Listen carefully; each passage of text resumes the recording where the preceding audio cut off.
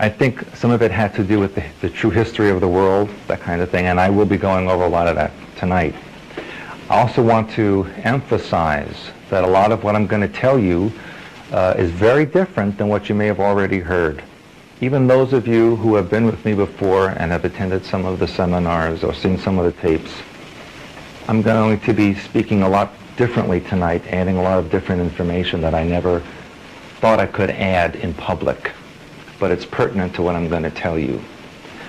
Also, some of you might be offended by some of the things that I say tonight because it goes into the heart of the fabric of American civilization and of Western society and of all society.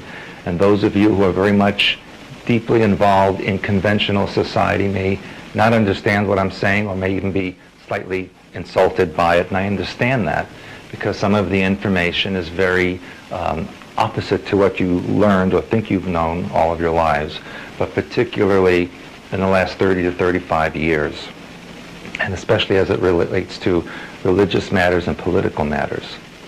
I'm going to tell you what I know and what I experienced personally.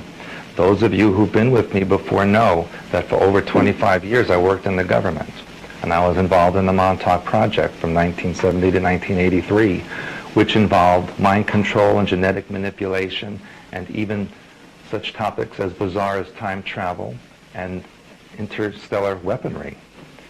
All of these things are true and really occur on this planet and elsewhere, and most of the population doesn't know anything about it. But what I want to begin with tonight is a story that I lived through for the last 2 years that touched me very personally and nearly destroyed my entire life. And it involved a person whom I met in Orlando, Florida. And this woman attended my very first seminar in Orlando. And in fact, her name was the first one on the list of guests because last name started with an A. And I was working at that time with an East Indian person who was doing my sponsoring work in the Orlando area. And he had been a client of mine and then asked if I'd be willing to do seminars in that area. And he, in turn, was networking with this woman who was a friend of his.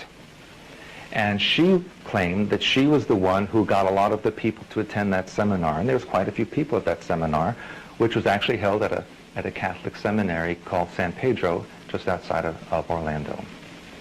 Now, that was the first time I ever met her. That very first day, she kind of latched on to me. Told me stories about how she was a Cherokee and Blackfoot Indian, as well as having Irish genetics as well, and that she was very much aware of what was going on with the world situation and who was controlling the world. And that very first time I met her, there was a recognition. I remembered something about her from the past.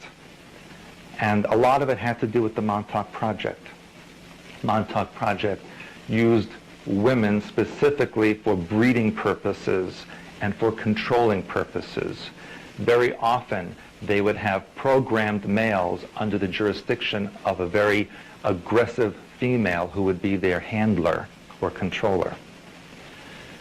The second time I came to Orlando, 3 months later, she became much more aggressive in her connection to me.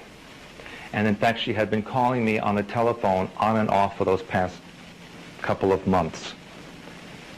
And she would say words and say things that triggered information in my own head. Things which I never knew that I even could remember, that involved ritual ceremony and what I have come to know as reptilian religious programming, which is something I'll get into a little bit later. To make a long story short, she managed to take over the control of the Orlando seminars and all of the Florida programs that I handled there. She took them over from this East Indian person, and she became quite attached to me.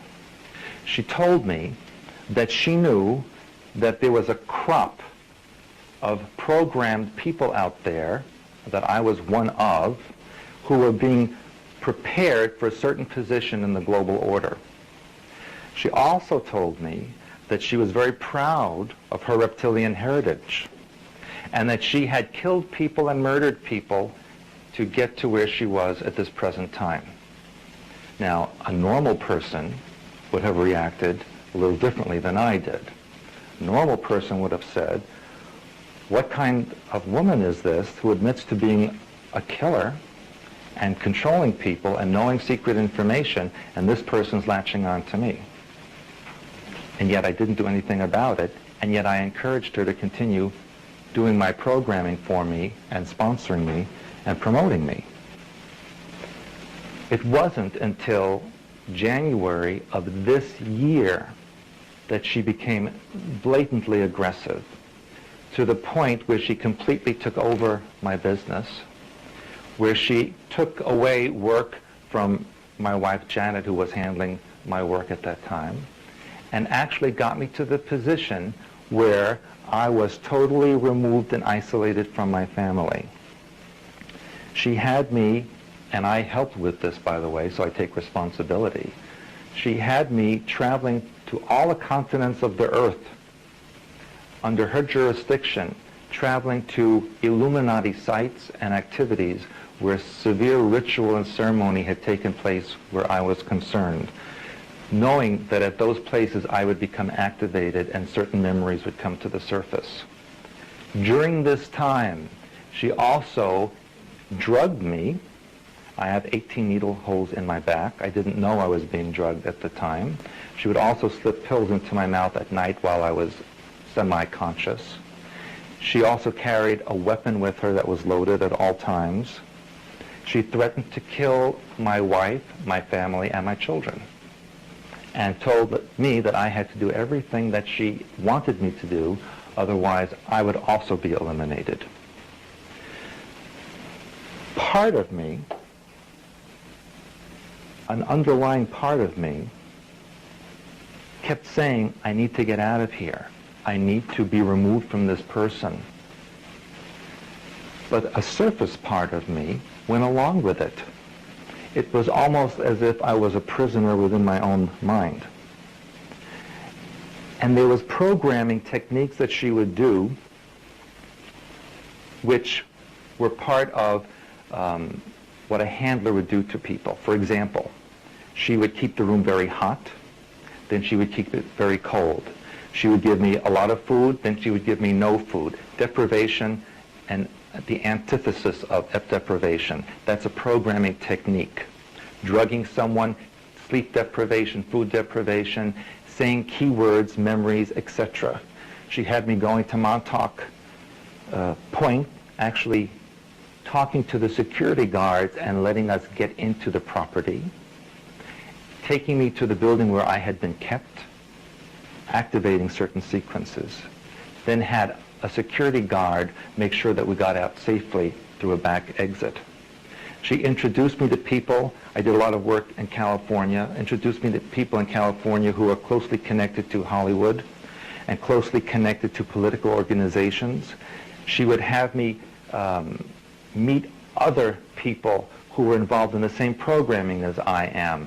I can't mention their names here in public because I don't think they would appreciate it, but you've heard of all of them. Some of them are very well-known authors and public figures. Also involved in blood ritual and reptilian ceremony. She had me meet, and I can mention this person's name, a woman by the name of Arizona Wilder. You may have read about her in some of David Icke's books. She was a programmed sex slave along the lines of Kathy O'Brien and Bryce Taylor. Arizona Wilder remembered me, and I remembered her. She was called the mother goddess in the reptilian ceremony. She had a very high position, one in which there was ritualistic killing of infants, animals, and adults. And she remembered me being in positions like that at Montauk and in other areas of the world. One of the places that I was sent to was Buenos Aires. And in the palace of Evita Peron, on the basement of this area, there is a vast chamber where these ceremonies take place. A symbol of some of these ceremonies is a winged lion. And if you go to the Congress building of Argentina, the entire building is ringed with gold winged lions. She also had me go, and we already traveled throughout Europe, Switzerland, Germany, Norway, Sweden.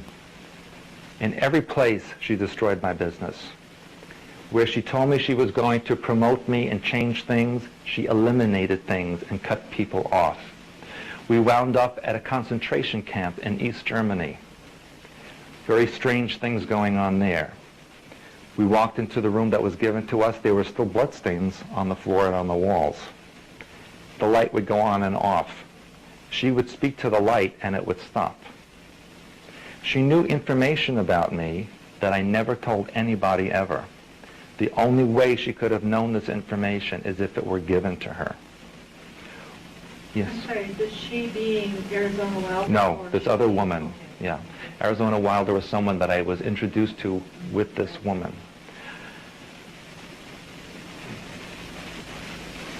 She also got me to the point where I truly believed that I would be selected for this role that she said I was going to play in the New World Order. She told me that I was a member of the Illuminati and that my genetics were chosen for that purpose. She also took me to an astrologer in Palm Desert, California, an astrologer who's very well known to Hollywood people and to other people in that area. She used a false birth date. When the astrologer, of course she had that on her driver's license and used it officially, but when she ran that birth date through the astrologer's computer and ran my birth date through the astrologer's computer, it came out that she was my exact opposite, as if she was my balance. The only way that could possibly be true is if it was already figured out way in advance of her getting these identifications.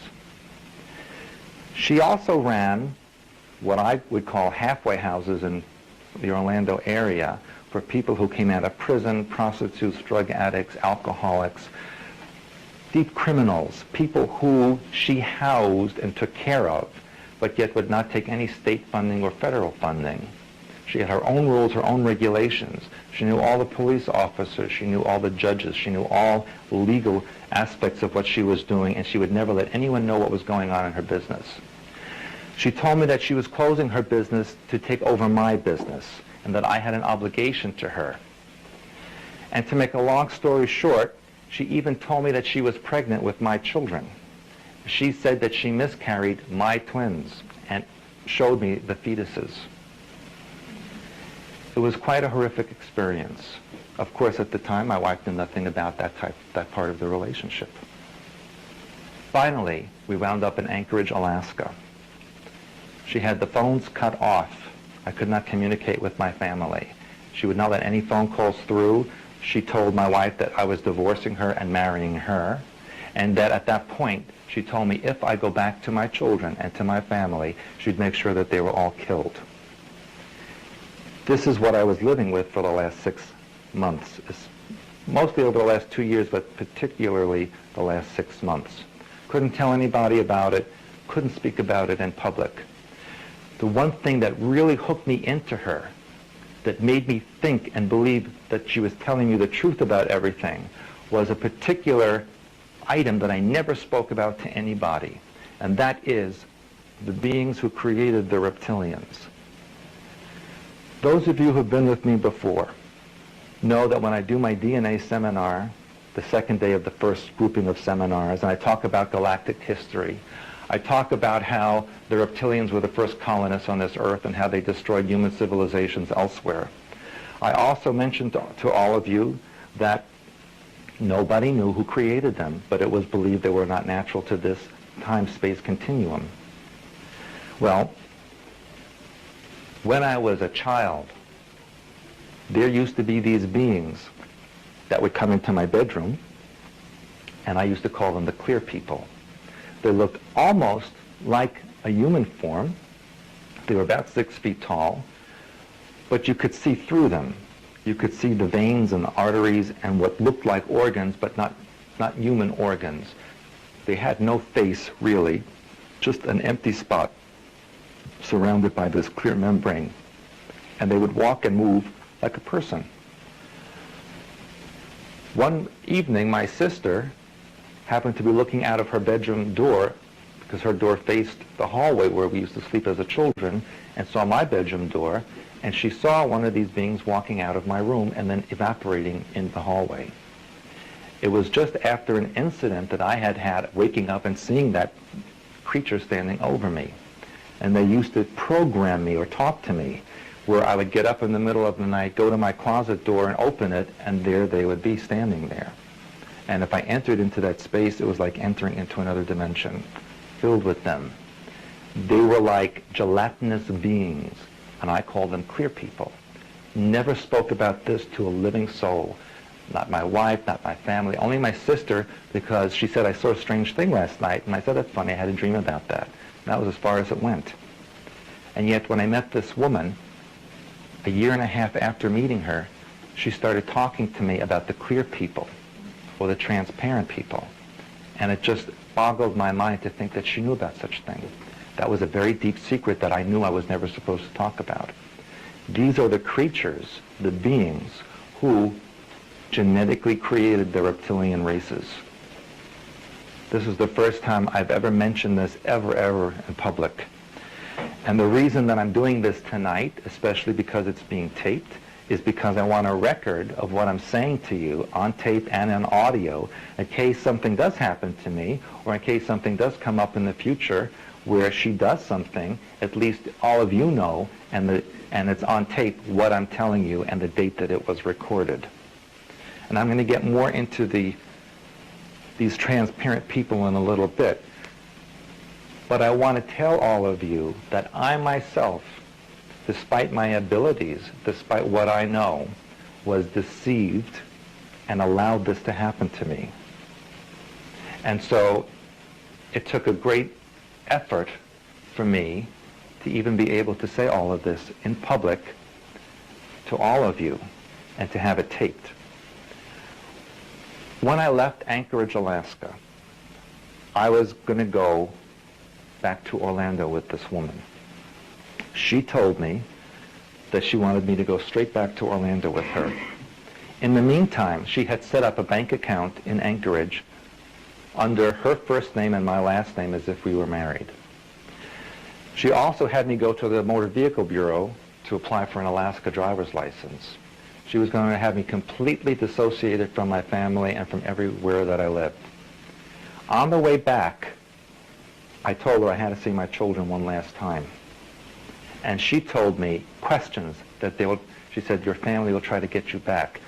They will try to make you not come back with me. And she would question me to see how I'm going to answer. And I gave her all the right answers. Thank God, something within me started changing. And I was afraid to go home. I thought, what will they do to me when I get there? What will I say? I hadn't been home in weeks. She went to Orlando, and I took a taxi back home. And I stayed outside for quite a while because I was afraid to go inside. But I finally walked in the door, and when I did, it was like coming out of a coma. That's the only way I can explain it. It was like walking out of one heavy, dense environment and walking into something that was open and clear, and I could breathe. And I remember walking into my hallway and then walking into the living room, and then my wife came down, the children came down, and it was like I had been sleeping a very long time, and I just woke up. And I had this weird dream. And it was a very strange sensation. And it took, from that time, which was just last month, the middle of July, all the way till now, for me to really start coming back to myself and remembering everything that just happened to me in the last 2 years, and especially the last 6 months. I had traveled over 160,000 miles. I had gone to I don't know how many countries. I think I passed through 49 states, all getting away from my family being segregated for this job that she claimed that they had for me. And then the interesting or bizarre thing, of course everything I'm telling you must be bizarre to all of you, but I saw this woman shift in front of my eyes. I know many of you have heard about shape-shifting people, those who can change from one form to another. But I saw her shift from a human-type person into a reptilian, this far from my face.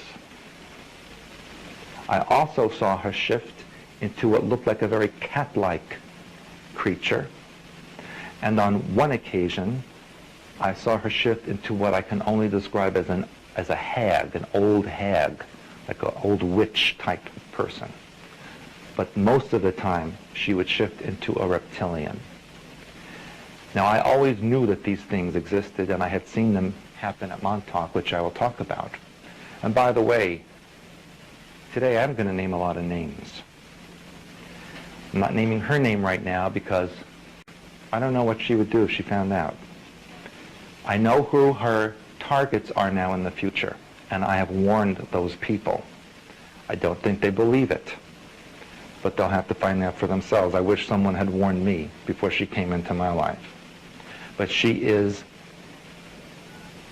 the worst of the worst.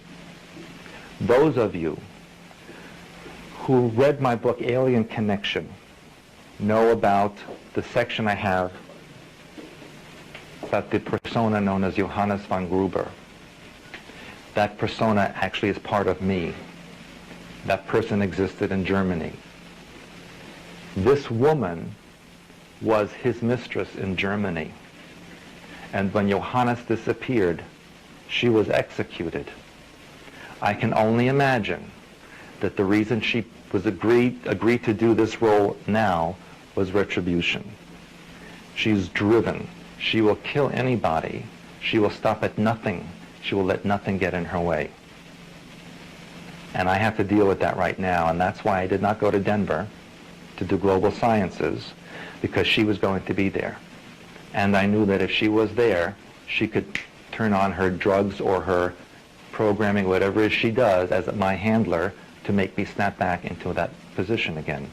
And so for my own safety and for my family's safety, so not to be away from them again, I didn't go.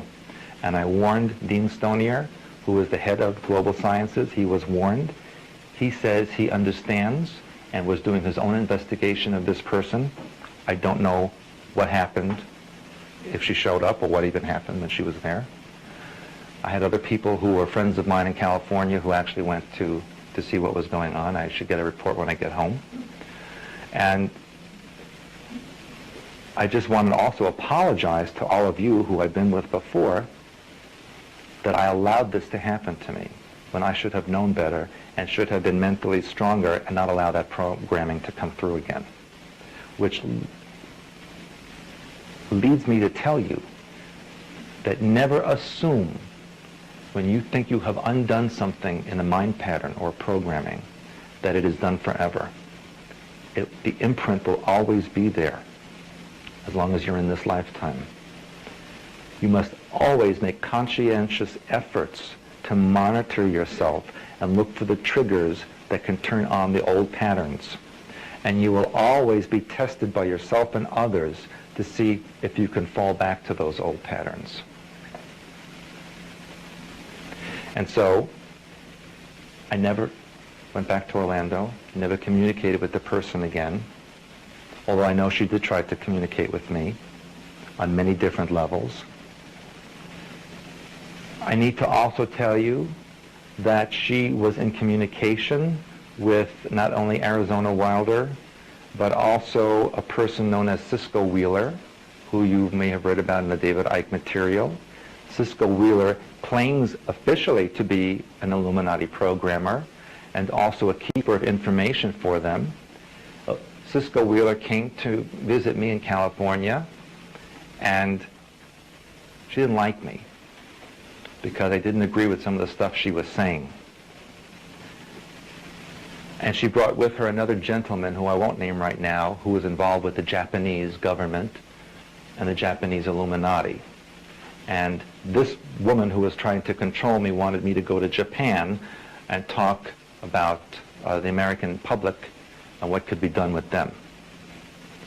So, just to let you all know, I'm hopefully back on track now, and I will hopefully never allow any of this to ever happen to me again. But I wanted you to know what happened to me and why I haven't been back to Chicago in almost a year. And that is really, although I take full responsibility, it did have to do with the influence of this person in my life. Yes, sir. That's your question. And to hook on this before we flow with this.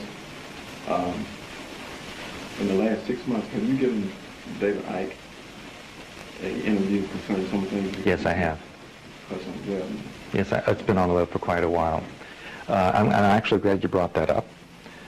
David Icke called me because he was interested in information involving the shape-shifting reptilians. There is a substance that these beings leave after they do this ceremony with their shape-shifting, which looks like gelatinous material, either yellow or green slime. That's what it looks like. And he wanted to know what I knew about it, and I told him the information on that.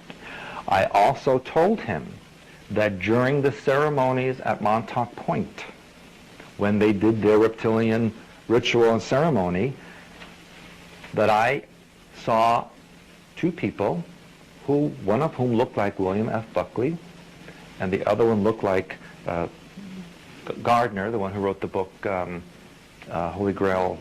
Yeah, sorry? No, not Gerald Gardner. Sir Lawrence Gardner, right. Those two people, I saw people who looked like that shift into reptilian form as they performed blood ritual in the ceremony.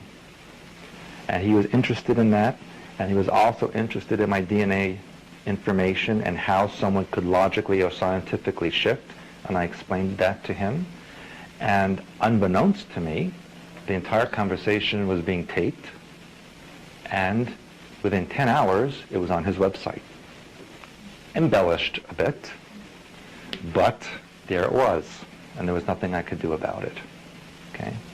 I recently contacted him to warn him about this woman because she's after him too. So I warned everyone I could possibly warn, and now it's up to them. It's like the analogy I gave you the last few times I was here, why even do any of this work now? And that is, if you see someone running towards a cliff with blindfolds on, what do? Do you let them go? Do you just yell at them? I prefer, what makes me comfortable is to physically stop the person, take off their blindfolds and show them the cliff. And then they can do whatever they want. If they want to keep running, they can keep running.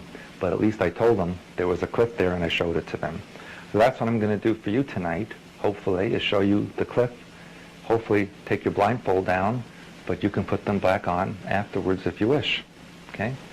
And I wanted to start out the lecture with this story about what happened to me because it will tie in again at the end when I talk about what the Illuminati plans are for this planet, which are quite heinous and are going on at this moment. It's no longer in the future. You're reading about some of it now in the newspaper. And it's going to get even more progressed as in the next few months and culminate within the next 3 years into a civilization that you didn't expect. Now, I've mentioned a lot of things in the last 45 minutes or so. I've mentioned about the Illuminati, I've mentioned about the Reptilians, I've mentioned about Montauk Point, but I need to give you the history or the backup of all of this. And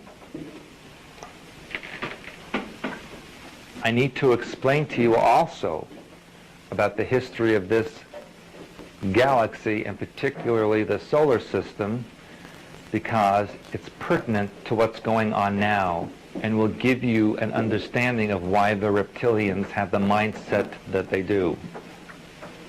Now, there was a star system, and some of you may remember this from the DNA seminar that I had here about 1.5 years ago. there was a star system at the center of this galaxy called Lyrae. You can consider Lyrae to be the home of all human civilization in this galaxy. And I mentioned to you that this civilization was very etheric. They were not really very physical, but borderline physical and non-physical. Now, the Lyrians, you can say, were descendant or the promulgation of what you would term angelic figures. As angelic energy descends into physical reality, it gets into a borderline state that the government refers to as ET level. And to refresh your memory, the government makes a distinction between ET and alien. An alien being is a physical being who resides within this physical universe but is not from the earth. And an ET or extraterrestrial is a borderline physical, non-physical being who comes from another dimensional space-time. Now the reptilians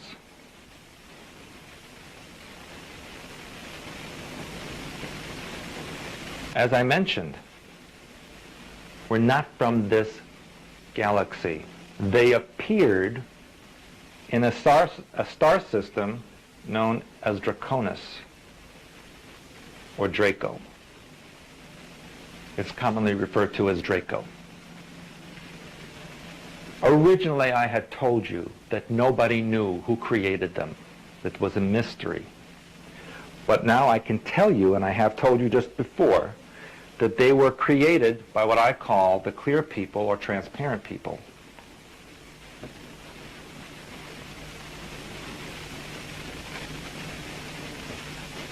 I have to use another pen because this doesn't have much ink in it. These clear people are of the same category as extraterrestrial. They're not physical and not non-physical. They're kind of borderline. They have what I call a hive mentality. In other words, they exist in a sea of intelligence that is of the same genre of creatures they are. There's really no segregation or individuality. However, this sea of intelligence is very intelligent, and it has dissociated itself somewhat from what you would call God mind, or the universal, inter-universal energy that pervades all things, without which nothing else could exist. And in fact, if you want to judge them as evil or bad, I don't use terminology like that. I used to, but not anymore, because I've come to learn that there really is no good or bad or evil or positive, negative. It's just intelligence, and everything is a flip side to the other thing. People ask me, do you believe in God? Yes, I believe in God. Nothing exists without it. And then people ask me, do I believe in religion? And I say no, because I know that all religions were created for mind control purposes. God does not have a religion. So when you ask me what religion am I say whatever God is. That's the religion I am.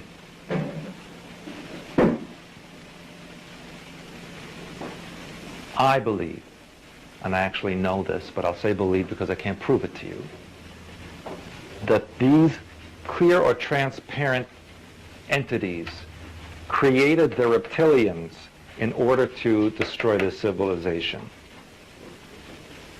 They wanted to create their own little universe under their control. They wanted to be God. Now this woman that I told you about earlier, who was controlling me and handling me, claimed to be from them.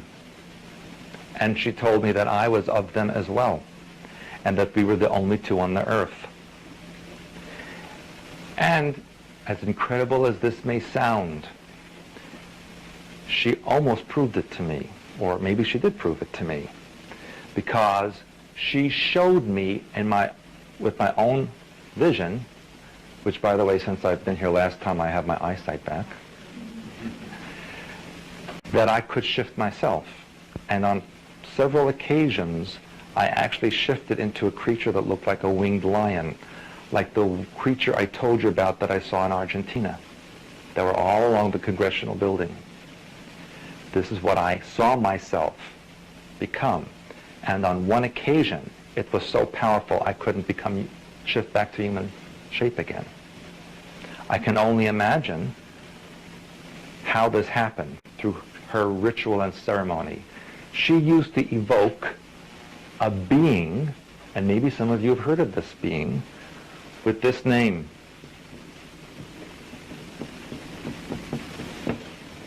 Abraxas. Have any of you heard of that before? He's heard of it? If any of you have information on this entity, I'd like to know it.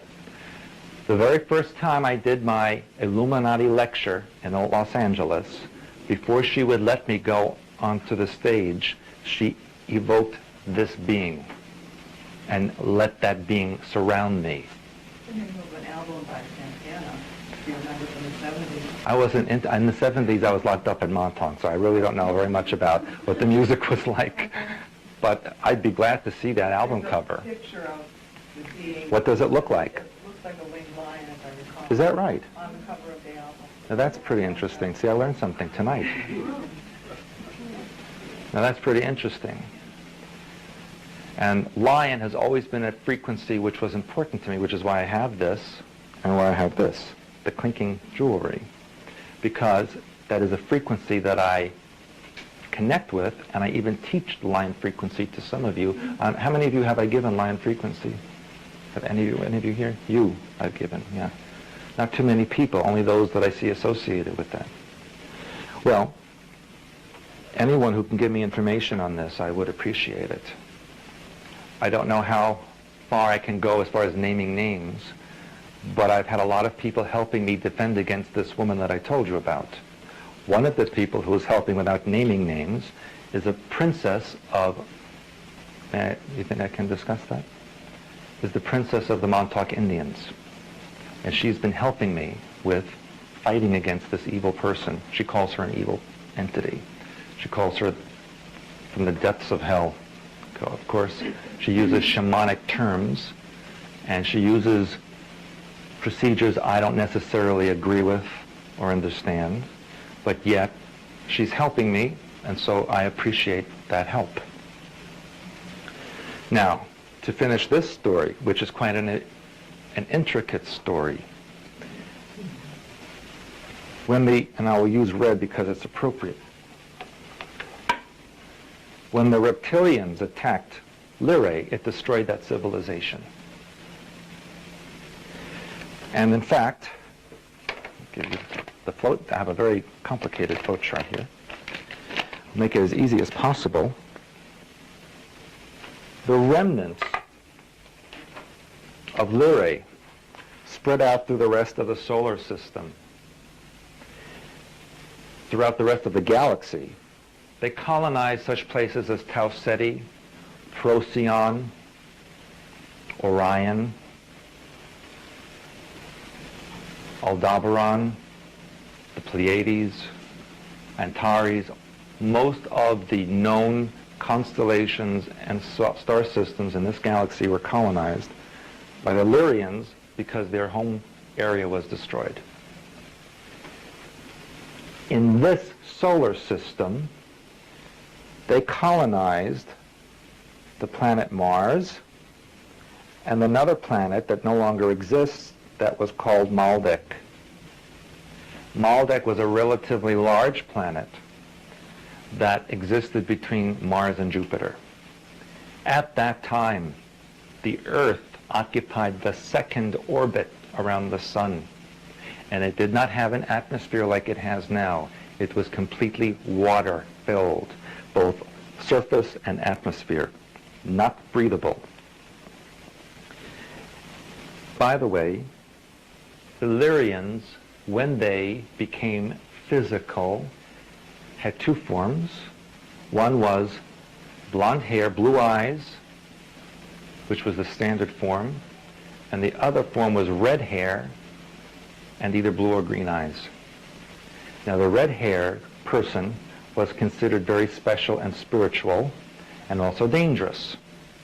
They were extremely psychic and able to interact on many levels of communication and dimensionality. And they were very much used for priests and priestesses in Illyrian civilization. And in fact, they were used for breeding purposes because the genetics was so powerful.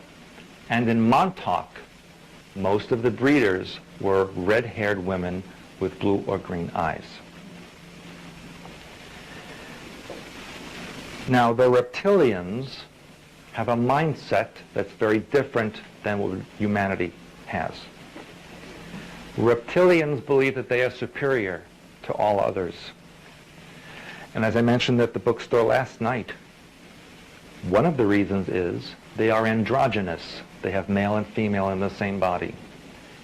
And since this is representative of what exists outside of physical reality, where there is no male or female gender, it's just energy, they consider themselves superior for bringing that type of information to physical reality.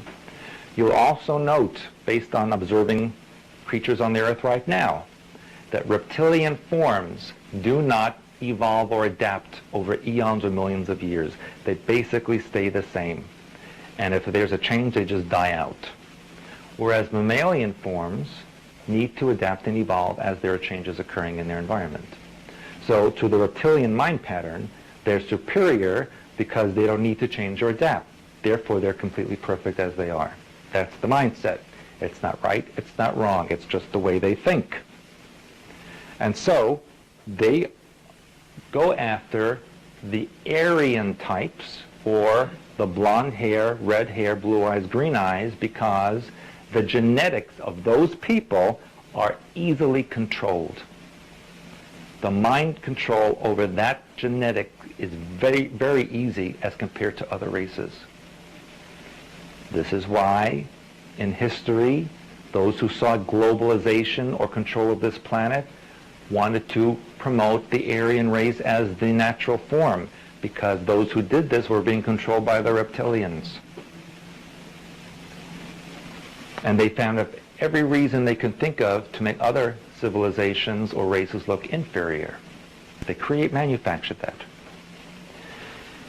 And so, those who existed on Mars and Maldek were the blonde-haired, blue-eyed type, with a few of the red-haired, green-eyed types in there as well.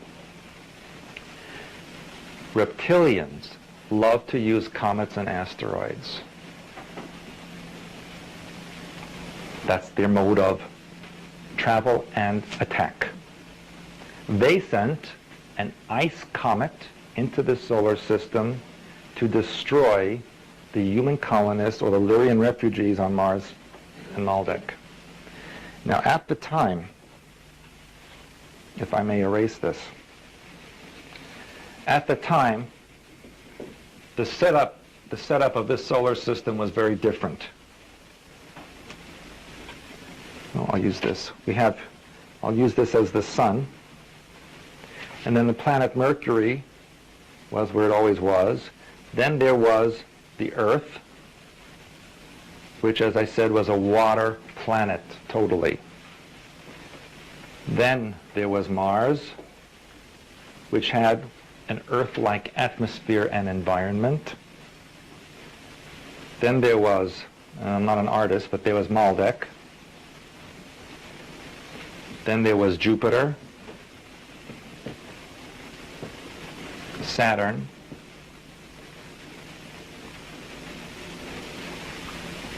Neptune,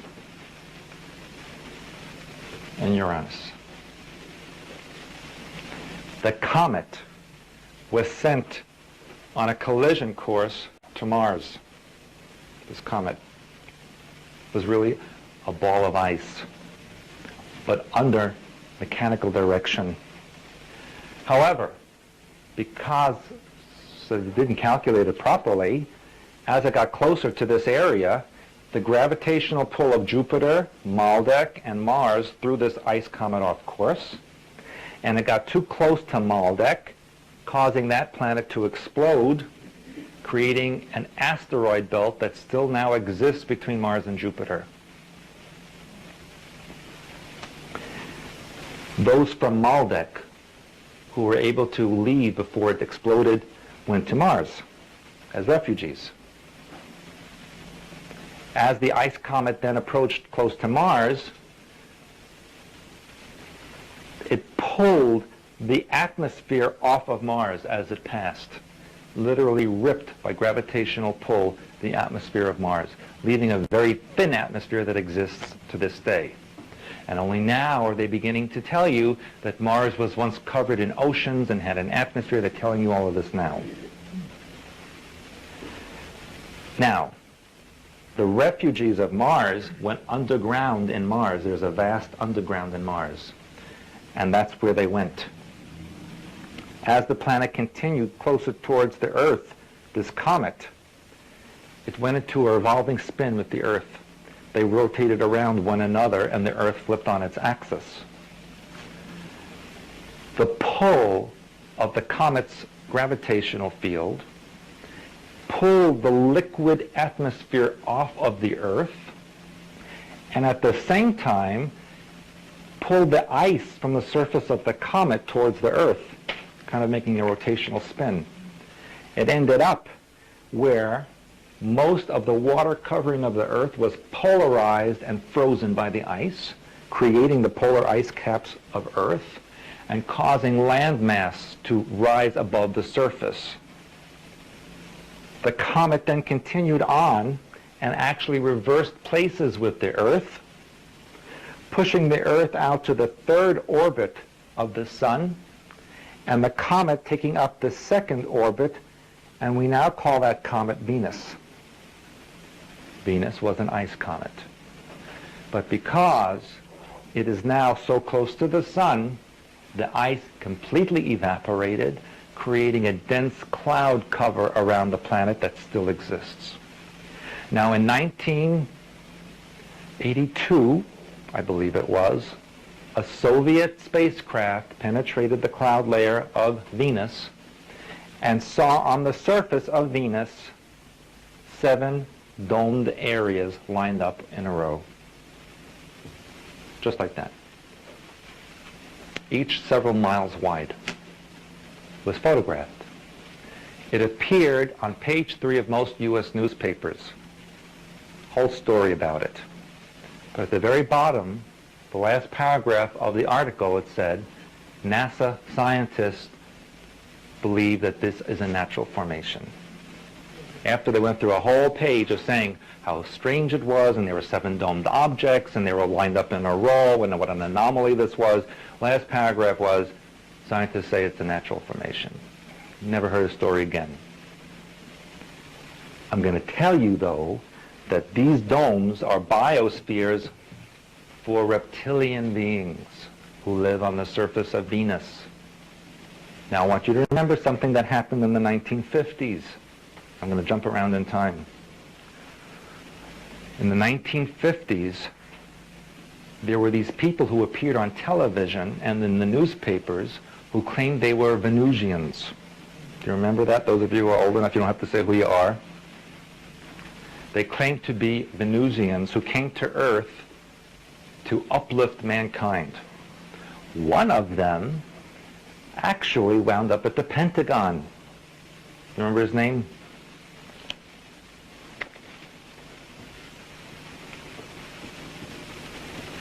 That's what he called himself, Balfour. He claimed that he had a spaceship that landed in the Mojave Desert and that it was hidden and that he was a human type who had come from a civilization on Venus to help mankind, and that there were many like him on the planet. Now, just so that you know, the Illuminati like to present things as the opposite of what they are. What is Venus known as in mythology? Love. Okay? So if you're from Venus, what does that mean? You're full of love and peace, right? Okay? Now do the opposite of that. They're reptilian. Okay? They aren't capable of the emotion of love because they don't have that within them. They're androgynous beings.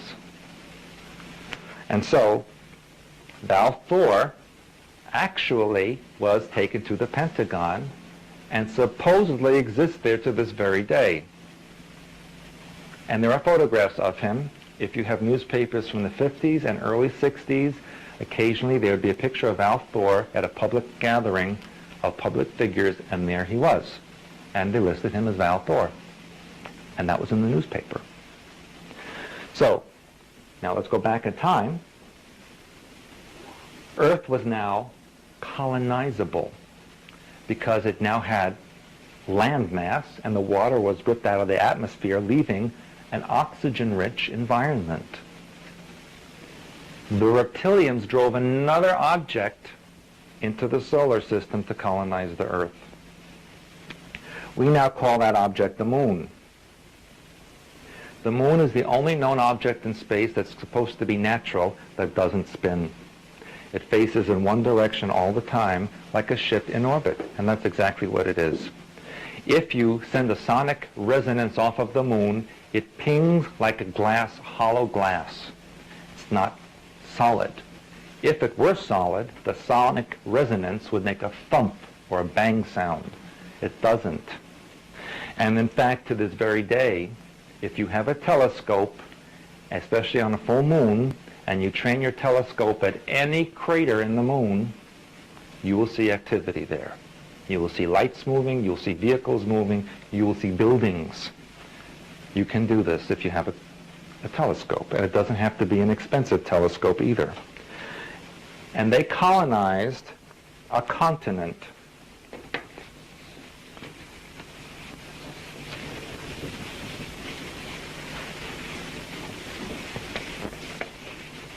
And there were two main continents at the time. A continent that is known as, or was known as, Lemuria, or in some civilizations they called it Mu. These were reptilian beings. This continent extended over the Pacific Basin. The remnants of it now are Australia and New Zealand, the South Pacific Islands, the Philippines, Japan, and Hawaiian Islands, as well as the coast of California west of the San Andreas Fault Line. That was Lemuria. And one of the plant life that still exists on this planet from Lemuria are the redwood trees. That is what was covering Lemuria. Have any of you ever walked through the redwood forest? It's a very strange sensation, very heavy feeling, but there's kind of an ancientness to it. And it only exists in that one little area by the coastline. Now, they existed on this continent, this vast continent, for many thousands of years before the human refugees who were originally from Lemuria, from Lyra, and now were underground in Mars, and they needed a place to go.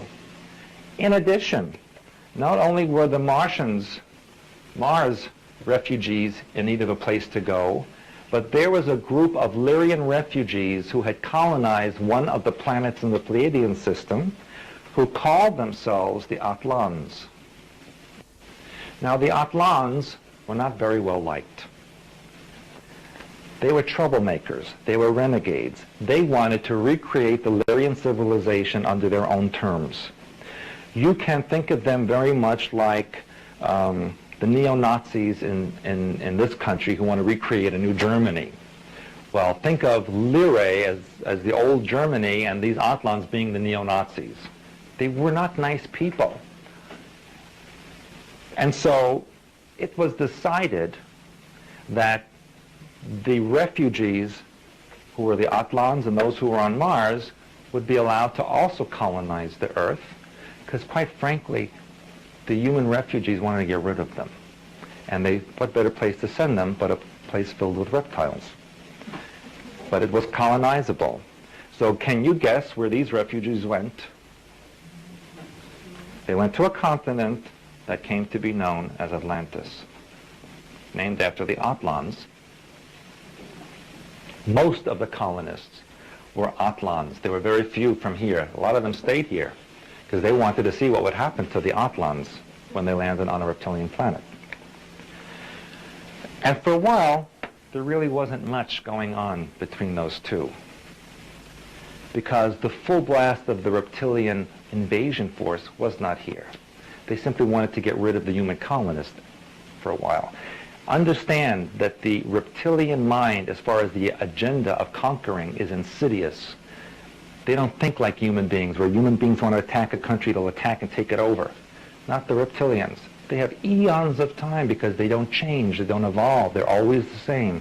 So they just slowly move where they have to go, like cancer, till they finally get the whole thing. That's what they're like. Now, as I told you about, those of you who attended the DNA class, mammalian life forms, or human life forms, mind pattern projects out animal and insect and plant life that is representative of the group mind pattern of the intelligent species. So a human form would project out mammalian life forms and associated plant life.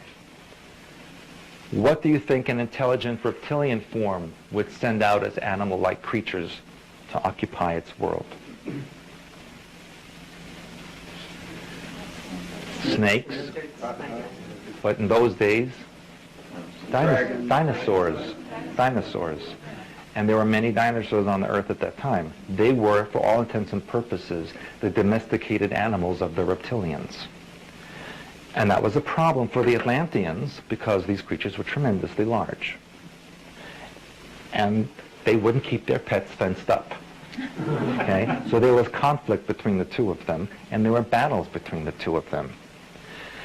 And the Martians, being so smart, waited for all of this because they were going to see what happened with the Atlanteans. Ultimately, Lemuria was attacked and sunk. The whole thing sank beneath the ocean, which we now know today as the Pacific Ocean. That left Atlantis as number one on the planet. And they started colonizing other areas as well.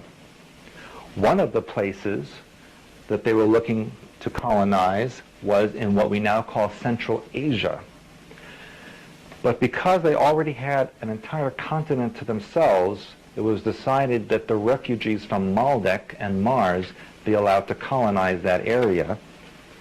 And they colonized an area that we knew as Sumer, or the Sumerian civilization. It was colonized by the Martians. These were blonde-haired, blue-eyed people. If you put a blonde-haired, blue-eyed person in a deprivation tank where there is no external forces influencing the body, and all that's left is the natural biorhythm, the natural day for that person is 26 hours. That is the daytime length of the planet Mars. There's an exact match to blonde-haired, blue-eyed people biorhythm to the planet Mars. No other race has that category. Most other races on the Earth have a 24-hour biorhythm. Well, at the same time,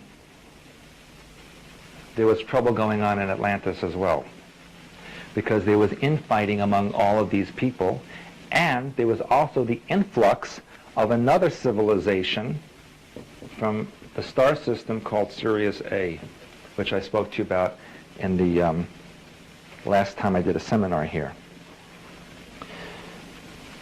Now, what do you think happened to the remnants of the reptilians after Lemuria sank? Anybody? Many of them, if not all that were left, went underground. They went inside the earth. And I mentioned this in the lecture last night at the library, and I'll repeat it for you here. The earth is hollow. All planets that are formed the way the earth was formed are hollow. When you have a molten piece of material ejected from a star, as that molten piece spins in space and cools off, the material inside pushes to the side. And as it pushes to the side, the gases that are formed are pushed out of the poles of this now circular object, creating openings where the gas has now been ejected.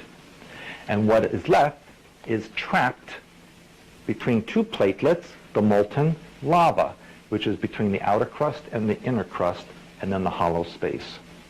Now the pressure created by this molten lava that's now trapped between these two crusts is ejected specifically at the 19th parallel. That's where the Hawaiian volcanoes are. If you look along the 19th parallel, most of the volcanoes are along that area, or within a couple of hundred miles of it. If you look at other planets, all of them have volcanic activity at the 19th parallel. The largest volcano in this solar system is in Mars at the 19th parallel. The red spot at Jupiter, 19th parallel. Moons of Neptune and Jupiter and Saturn have craters and volcanic eruptions at the 19th parallel. This is a scientific fact. This information was embedded in the geometry of the pyramids and monuments on Mars. If you take the trigonometry of the Martian pyramids and the face on Mars, and you do the math, it tells the story of the 19th parallel. And where do you find that replicated on Earth? At the Giza Plateau. The face on Mars is equal or equivalent to the face on the Sphinx. And what body does the Sphinx have? A lion. There's that lion again. And so, I have another flowchart to give you, which will show you what the reptilians did, because they don't give up, ever. They are insidious in what they do. They decided, now that they were inside the Earth, they were not on the moon anymore, they were cut off basically from the Draco star system. What are they going to do? They wanted to recapture the Earth in the best way possible, and the best way would be by genetic breeding, hybridization with the human beings on the planet.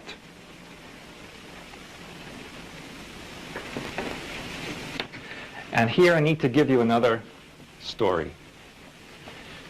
Those of you who are familiar with the Bible story of how creatures or Adam was created, the story of Adam.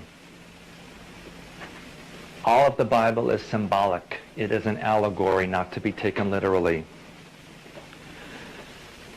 And when there was a peace treaty at one point between the humans and the reptilians, the peace treaty was that they would try to create a new being which had the semblance or the mixture of all the genetics, not only of the reptilians and the Atlans, but of all the other civilizations in the galaxy that had an interest in the Earth. And this prototype was going to be called Adam, which in ancient Hebrew language means from the earth. And that's why in the Bible it says, let us make man in our image. God didn't say, I will make man in my image. Let us make man in our image, plural. And the story of the removal of the rib from Adam to create Eve, to create a female, is an allegorical story of using the foundational reptilian androgynous body and separating it into a male and female figure. That's an allegorical story of the separation into the sexes from a reptilian body. And so I'm going to give you a flow chart, and it might look a little bit messy, but it's the best I can do given the circumstances, of how the flow of civilization and reptilian DNA got into all of you. Because every single person on this planet, whether they're human or not, has reptilian DNA. And that's a unique situation in the galaxy. That's why there's such an interest in this planet from elsewhere, because nowhere else is there such a genetic mixture. And so, if we start out, and I'll try to make this as neat as possible, but I have to write small. If we start out with the Draco and the Lyrian civilizations, we find that there was a split here to Maldek and Mars on this side, and here was the Pleiades, or the Atlans,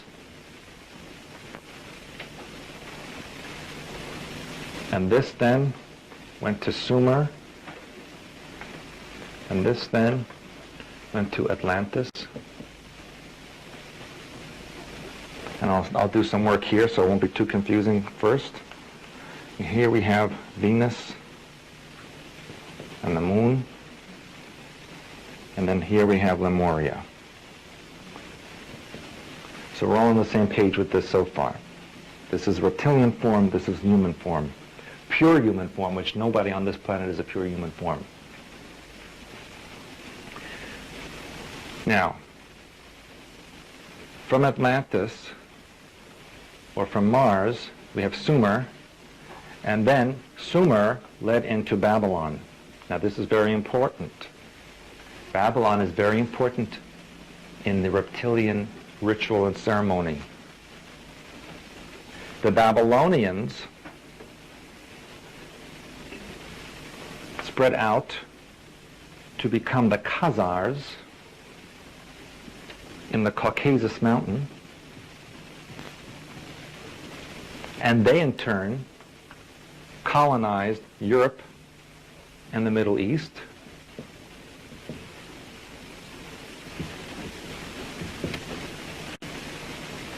Who then in turn colonized the Americas. Sumerian civilization actually led into the Phoenicians. They were the forerunners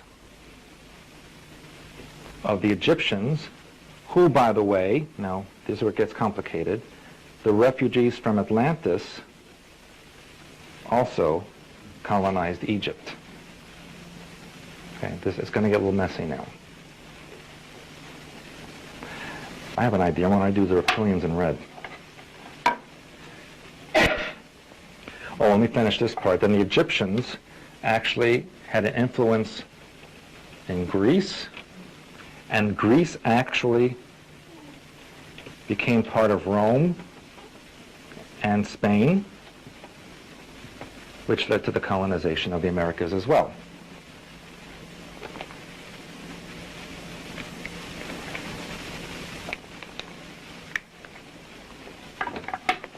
Now, as far as the reptilians are concerned, once the Lemuria sank, they went underground, and I told you about the hybridization program. That began in Sumer. That was one of the first places that the human reptilian DNA mix for the shape-shifting reptilians began. And they also colonized India, China, and Japan.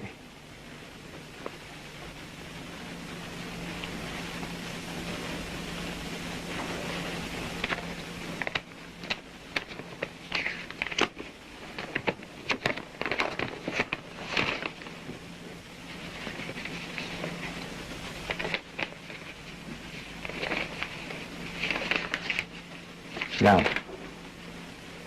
in Sumer and Babylon,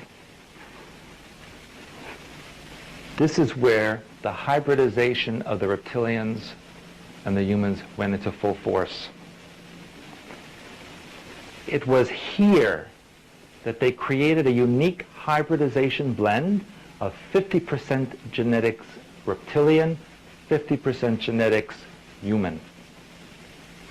These then became what was known as the blue bloods,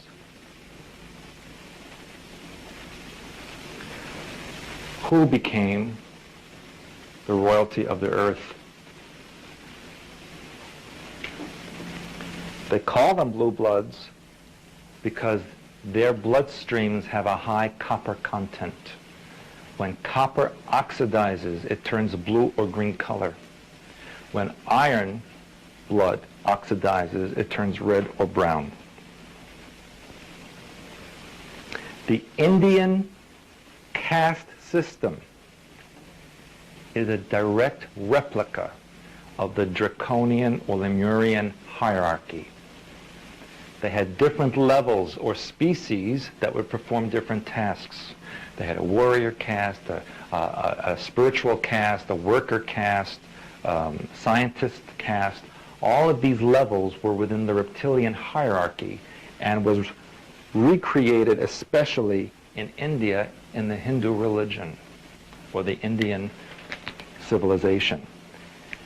And there are documents over 50,000 years old in India that talk about this exact event. And they also talk, and these are called the Vedas.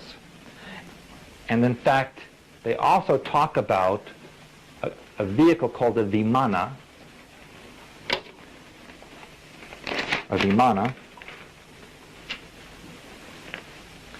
which is a craft that can fly into the atmosphere or beyond the atmosphere and shoot lances that can disrupt the ground and create mushroom clouds, nuclear devices.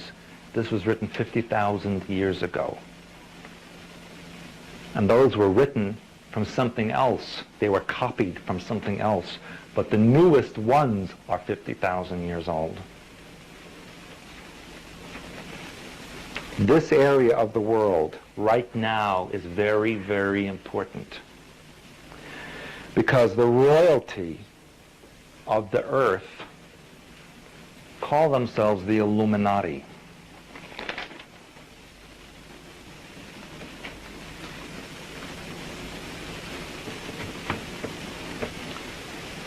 In Latin, it means the enlightened ones or the illuminated ones.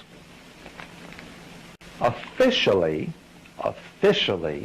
this group began in 1776, created in Bavaria by a man by the name of Adam Weishaupt.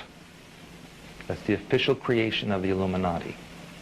He put together this organization in Bavaria to pull together wealthy nobility and royalty to create a better world for the earth. Now that is an interesting date, 1776, because what else happened that year? Declaration of Independence and the creation of the United States of America, which, by the way, which I'll explain to you in a moment, is not even a country. And so, the Illuminati finally in 1776 decided to come out of the woodwork to make themselves known publicly, when in fact they existed from day zero. Really, they existed in their present form from the days of Sumer and Babylon. And they worshipped a pair of deities, a male and female. Male was called Nimrod.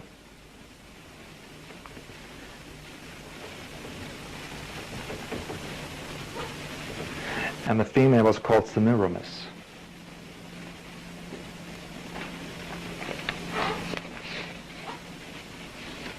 In Egypt, these were changed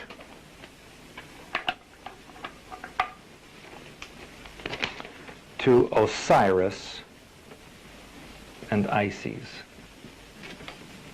but they were the same deity. Their symbol, I'm not the greatest artist, was the fleur-de-lis.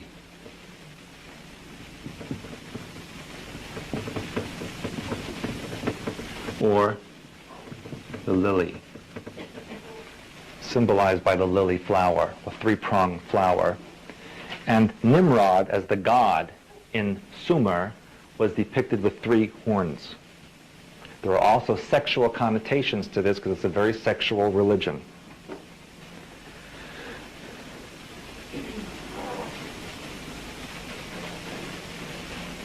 And he required blood sacrifice.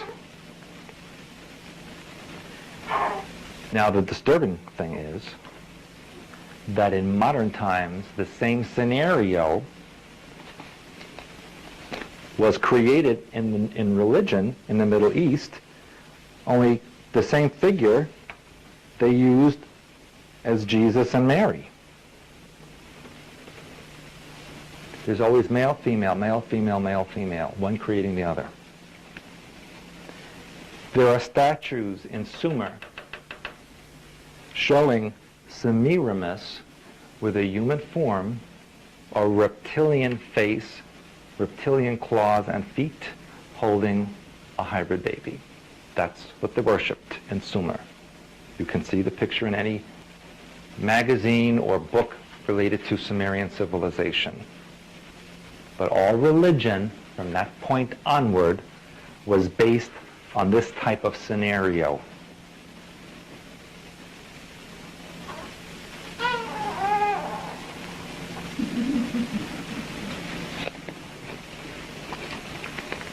Can I erase this? Yes? Yes.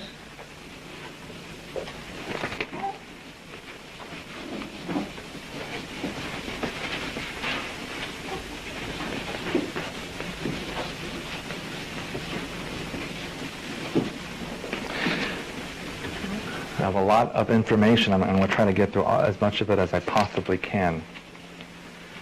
I've only gone through this very first part of 3 pages that I needed to tell you about. Bless you, whoever it is.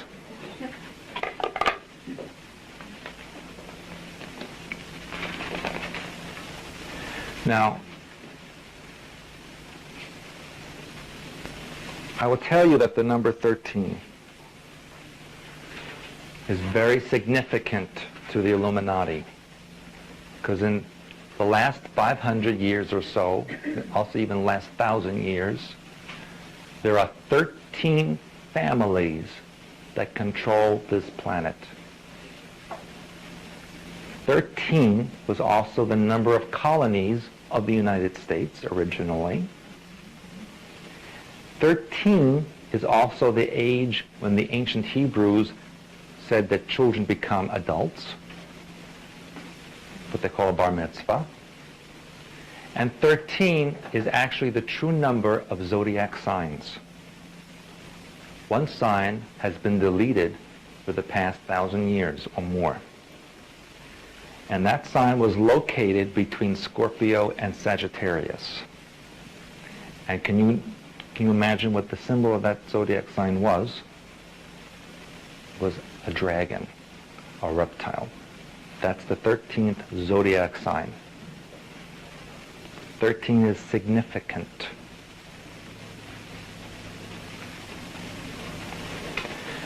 Do you want to know the names of these 13 families? I'm going to give it to you. But I need to tell you something else. 13 is at the top of the pyramid of families. Beneath them is called the Committee of 300. Those are 300 families who are descended from those original 13 who form the next level of their control pyramid. But the 13 are as follows. These are the families. Some of the names you will recognize, some you will not.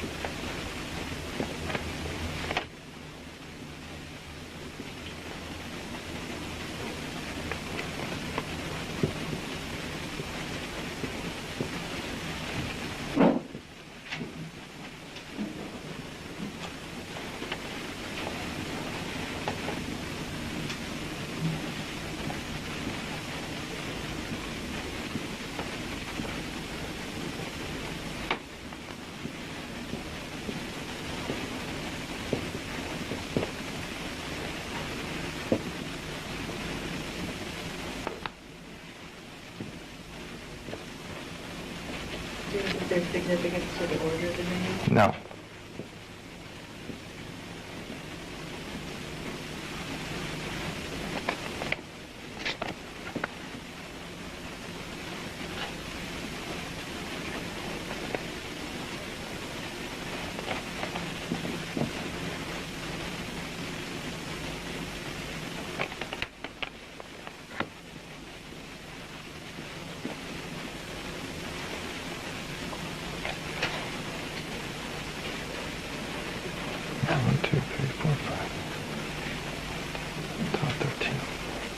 are the 13 families.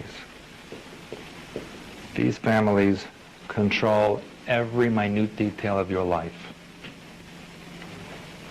Can you see it? Can you see that now? Some of them you can remember or recognize, some you may not be so familiar with. Where I have slashes, the Sinclairs are also spelled St. Clair. The Rothschilds were originally known as the Bowers. The Warburgs were originally known as Del Banco, hence the name bank or banking. The Windsors, the proper British family, actually are German and changed their name in World War I so that people wouldn't think that they were German. But their real name is Saxe-Coburg-Gotha. And same thing with Cavendish, whose sublevels are called the Kennedys. Some of these people are in public power right now, and some are not. The Plantagenet family has its center in France, but also sent emissaries or colonies to Scotland and Ireland. Hanover, of course, is a big German city with that name. Everyone knows about the Rothschilds, which is a German derivation of Rothschild, which means the red shield, hence the Red Cross, which you see almost every day, which is also on the flag of Switzerland, which is also not a real country.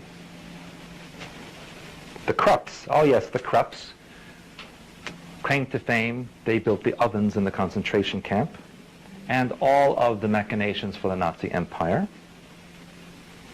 The de Medicis, you know, Italian family, very well known in banking.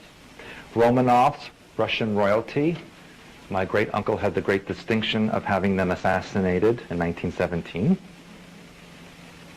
The Rockefellers, you know, were actually German. Kennedys, of course, you know, Cavendish, same thing. And the Habsburgs, who are the royalty of Austria.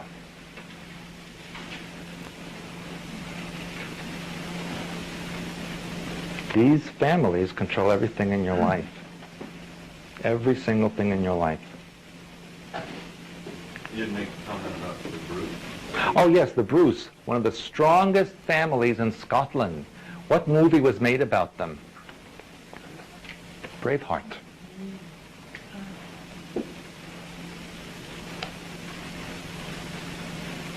I happen to know one of their descendants who interviewed me for a book she's writing.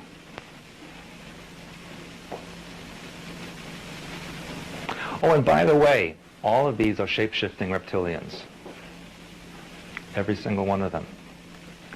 And do you remember a couple of years ago a claymation, no, it wasn't claymation, it was actually human beings dressed in puppets that did a show about being dinosaurs in the old times? Do you remember that show? Yes. And what was the name of that dinosaur family? The Sinclairs. Remember that? Yeah. Sinclair Oil. Sinclair Oil. The gas station. What's on their gas station? A dinosaur. It's in front of your nose if you look at it. So is that actually how you know about it? They can shapeshift into reptilian form. They have a 50-50 split of human reptilian DNA. Most of you have more of a 90-10 split.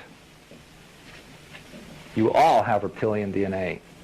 But once you approach this, you are a blue blood. You are royalty, the global elite, the rulers of the New World Order. And you shapeshift. And you need to do ceremony, including blood ritual and hormone intake of human beings in order to maintain a human form. And I'm going to talk about that in a minute. Anybody need to take a bathroom break? How about if we have a 10-minute break? Is that all right? Okay, and then I'll go more into this in the committee of 300. and what's in store for the future.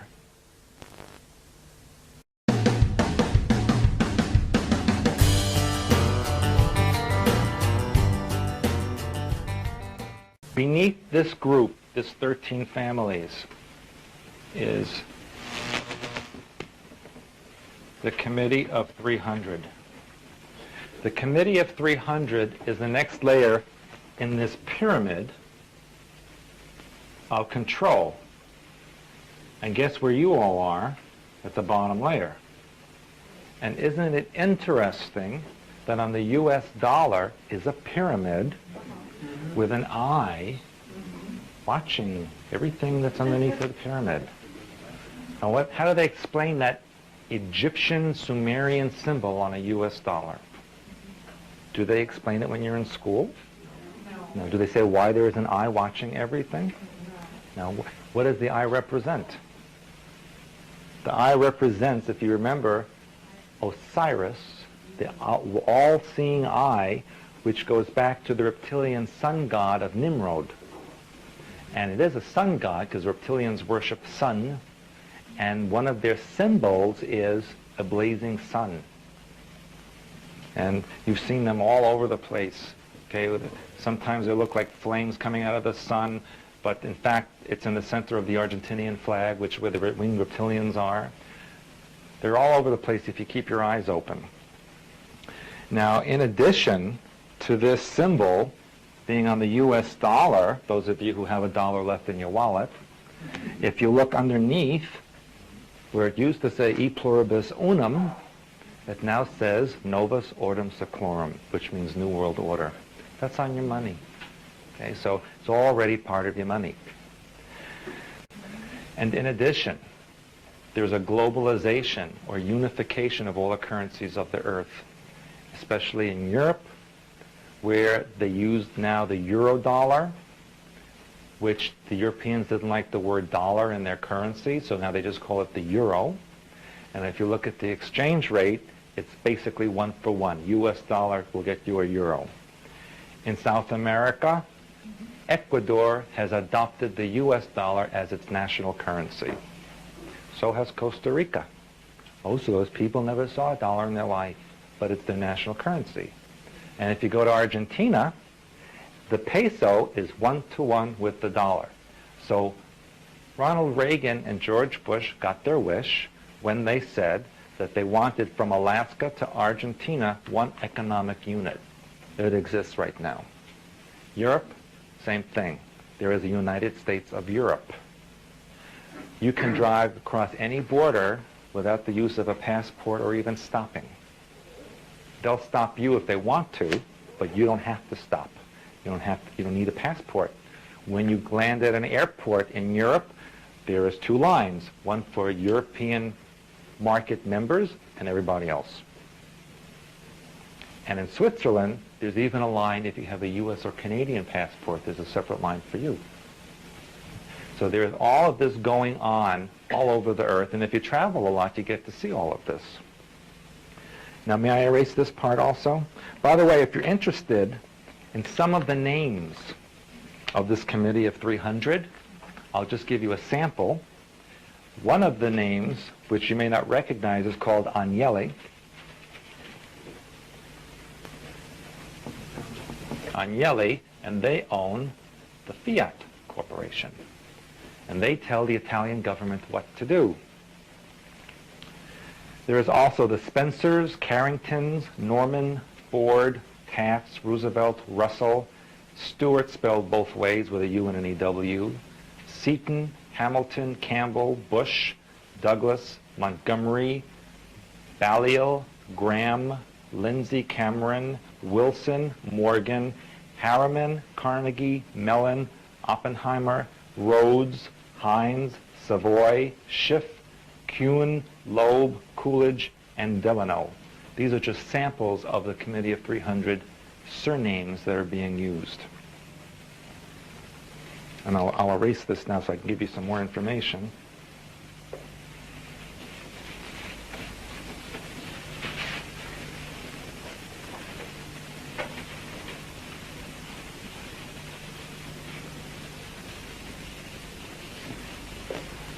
Now, as I mentioned before the break, when these shape-shifting people do their ceremony, it always involves the use of human blood and hormones, because when you are trying to maintain a particular form, you need to intake the genetics of that form to maintain the integrity of it.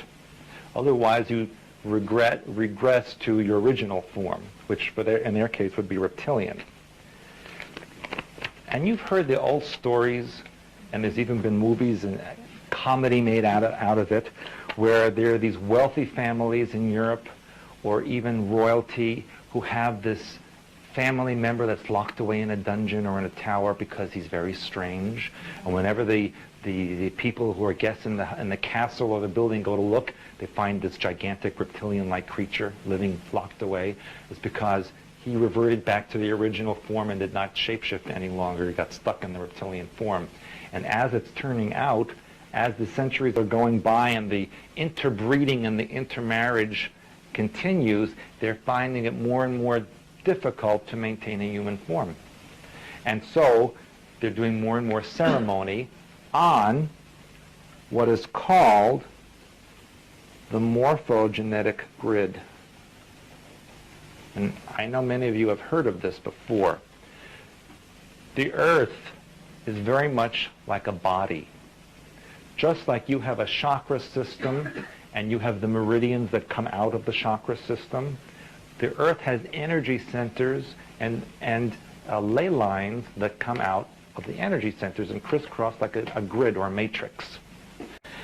And on certain places where they intersect, there is a powerful energy vortex created. And that grid or that matrix of energy around the Earth is called the morphogenetic grid. And the reason the word genetic is in it is because it resonates to the occupants of the planet, so that there's a connection between the energy of the Earth and the energy of the humans or creatures that live on it, creating an interlocking unit called morphogenetic grid. If you're a chiropractor or an acupuncturist or acupressure, and you press a certain point of the body, you are actually affecting other parts of the body that are connected to that pressure point. Same on the Earth. If you perform a ceremony or create an energy pressure point at a specific part of the Earth's morphogenetic grid, you will then affect all the other parts of the Earth that you want to connect with. They perform their ritual and ceremony on such locations. For example, the pyramids of Egypt are located on a very big center point on the morphogenetic grid. Montauk is located at the edge of a morphogenetic grid. This point here in Montauk, Long Island, connects to Land's End in England. There's a direct connection. And when Aleister Crowley did his sexual magical rituals in Land's End, it connected directly to Montauk Point. Montauk Point is also part of the old Atlantean civilization. And it is in fact the top of a mountain chain that connects all the way down to the Caribbean Ocean.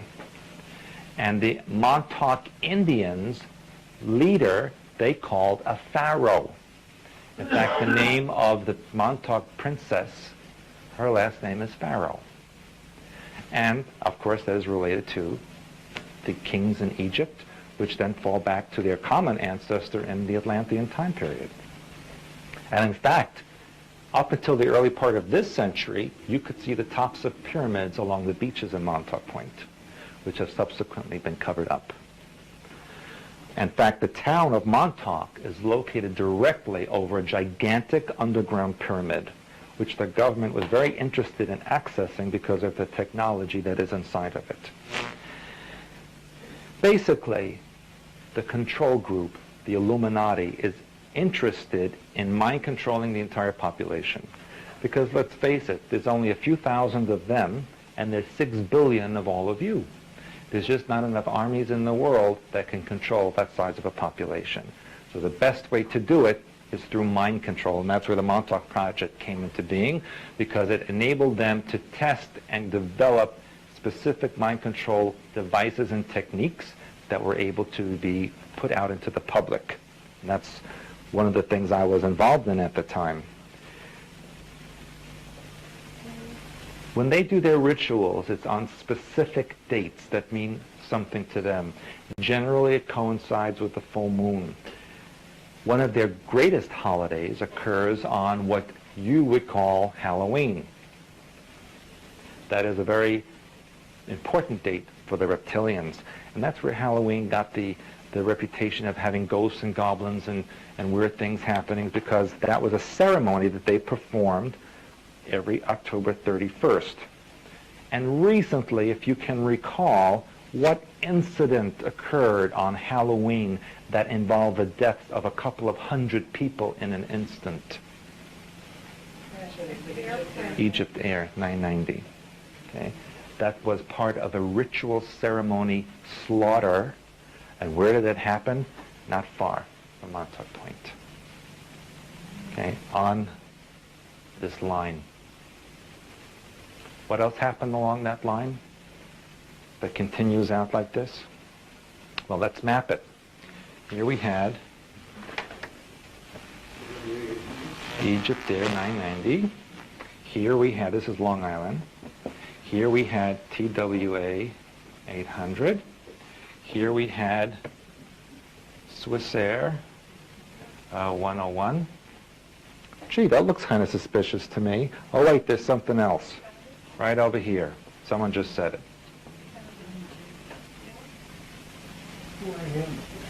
Why him?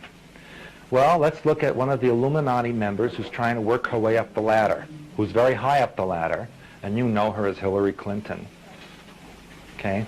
Now, Hillary Clinton never lived in New York State a day of her life, but she decided that it was in her best interest to become a state senator, so she moved to Westchester, New York, and the next day started to run for senator.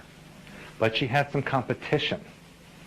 She had JFK Jr., who, if he ran for God, people would vote for him in New York. She also had Mayor Giuliani, who, by the way, the local people lovingly refer to as Giulianazi, because he's very strict and tough with a lot of things.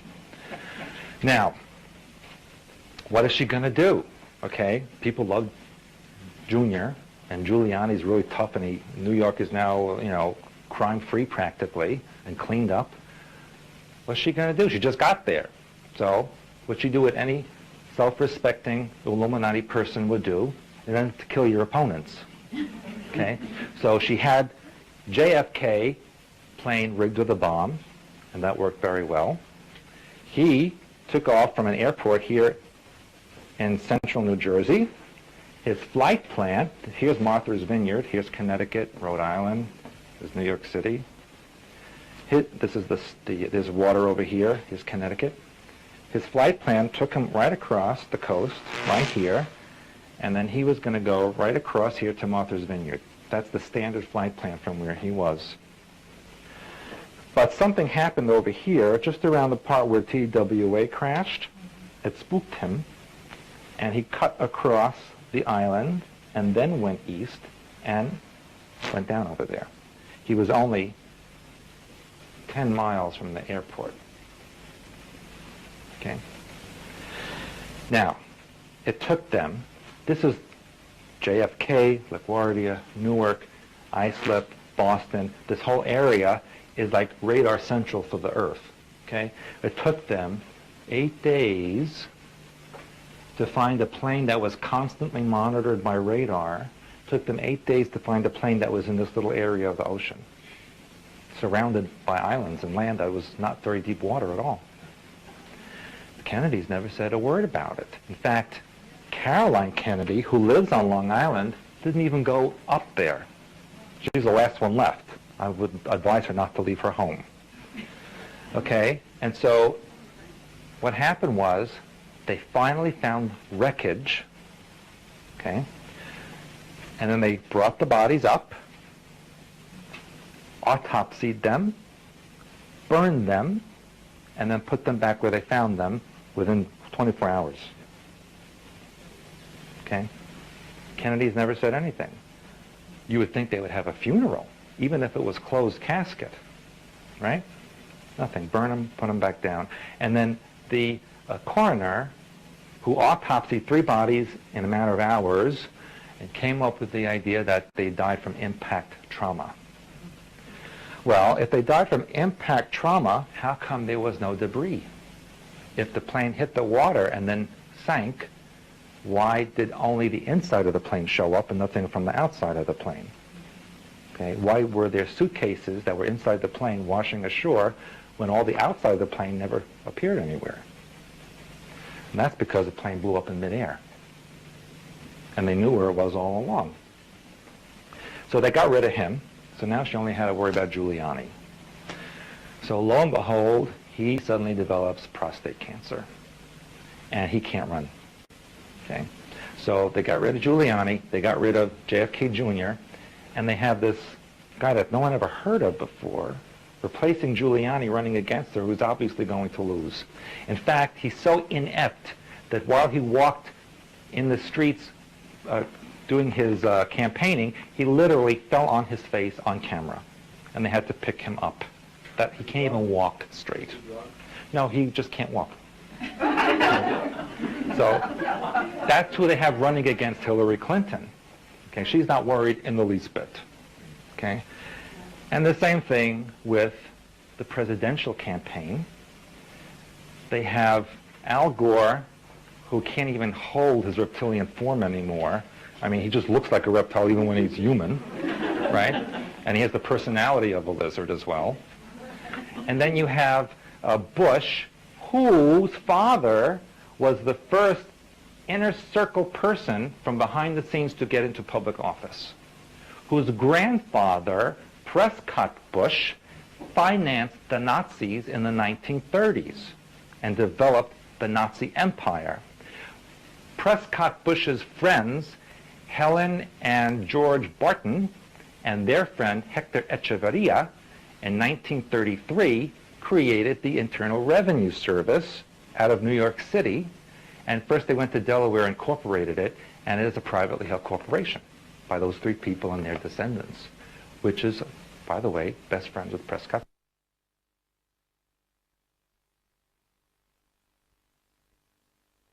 Which is also a privately held corporation.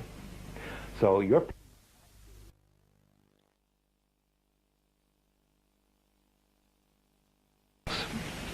You understand? Yes.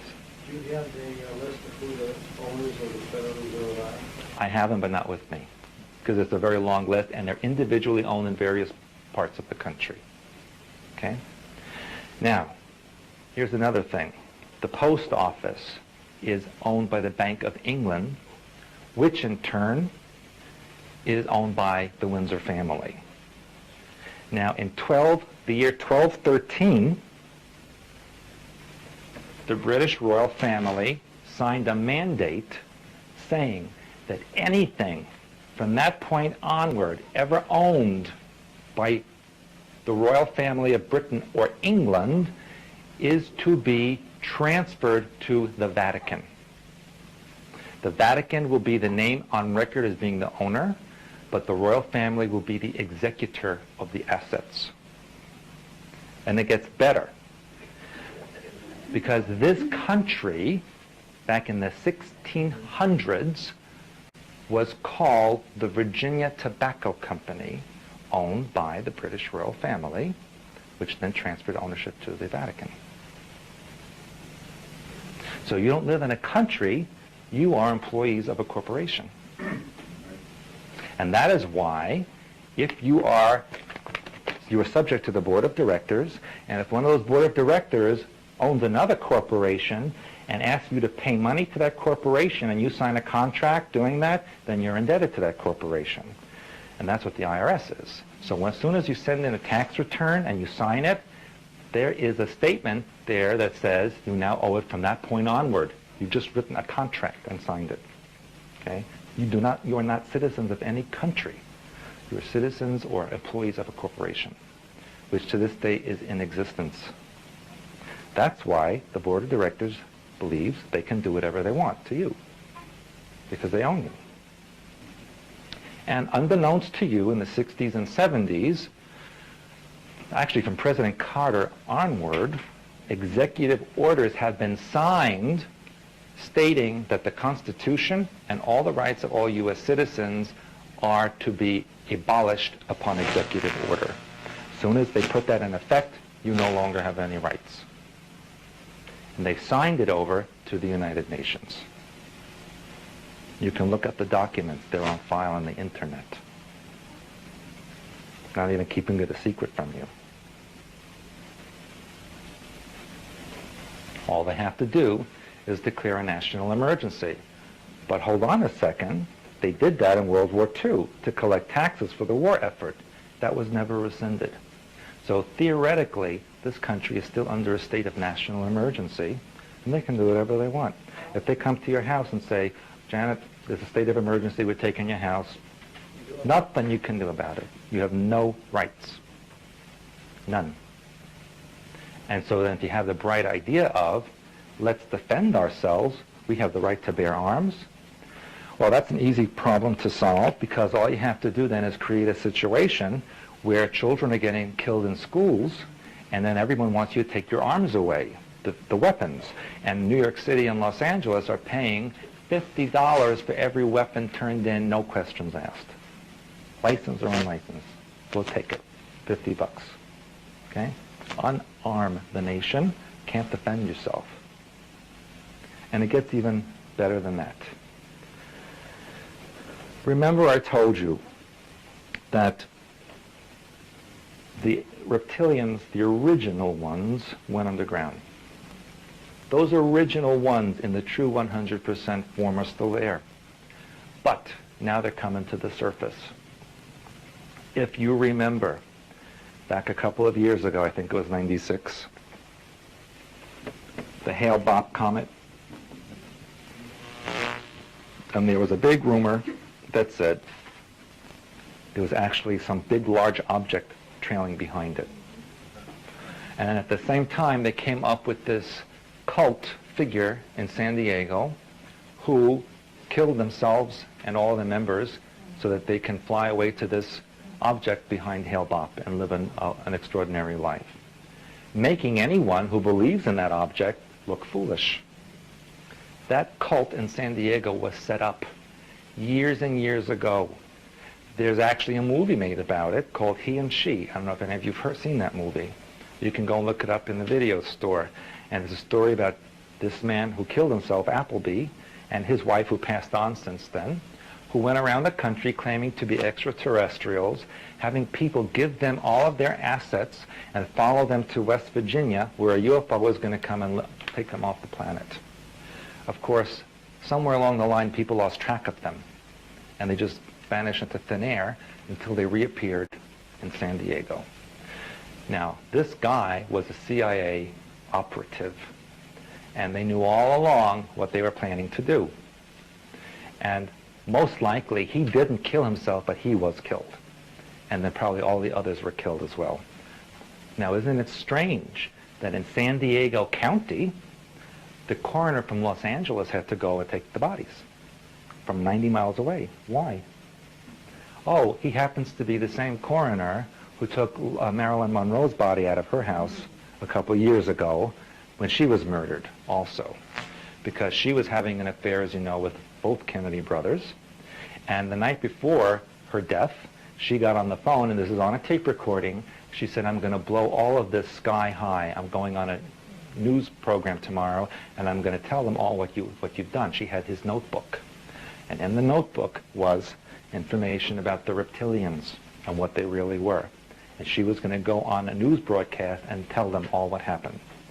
And so, in the middle of the night, an ambulance came to her house, drugged her, took her for a drive, brought her body back, and put it in the bedroom for the maid to find. This was witnessed by a neighbor. She was murdered. Now, here's the interesting juxtaposition of all of this. What song was written about her? Okay, Elton John wrote that. What did he use that song for later on? Another murder. Okay? Only she was murdered at a place called, in French, the Bridge of the Soul, Pont de l'Alma, which in ancient times was a sacrificial location to the goddess Diana. Is that a coincidence? Why was she killed? First of all, she was chosen from birth to be a sacrificial queen. In the lines of Semiramis, she was the symbolic Semiramis for the reptilian religion. Her only purpose in life was to create an heir for the throne because she had more human genetics that could be blended then with the reptilian genetics of the Windsor family to get a 50-50 split because their ratio was deteriorating. She, before she married Prince Charles, was taken to a ceremony where she witnessed them shape-shifting. And when she came back to her apartment, she was throwing up from being sick of seeing the sights of them actually slaughtering babies and drinking their blood. These people actually have women kept in cages. Just sole purpose in life is to give birth and have the baby sacrificed. To reptilians, babies are a delicacy. They have the strongest genetics and the strongest hormones. And especially small children who are brought to the point of severe fear and are murdered at that point, that is the highest energetic output that they can possibly capture. And that's what they do. And drink the blood. This is part of their ceremony. This is the sacrifice. Now, Diana was pregnant, and they used the fetus in a ceremony after they killed her. The car she was riding in was not her regular car. It was a car that had been rebuilt and sent from Germany to get her in Paris. The driver was not drunk. If any of you had seen the video taken at the hotel before they left, did he look drunk to you? If he was anywhere near drunk as they claimed him to be, he'd be falling on his face. Do you think she would have gotten in a car with a driver who was that drunk? No.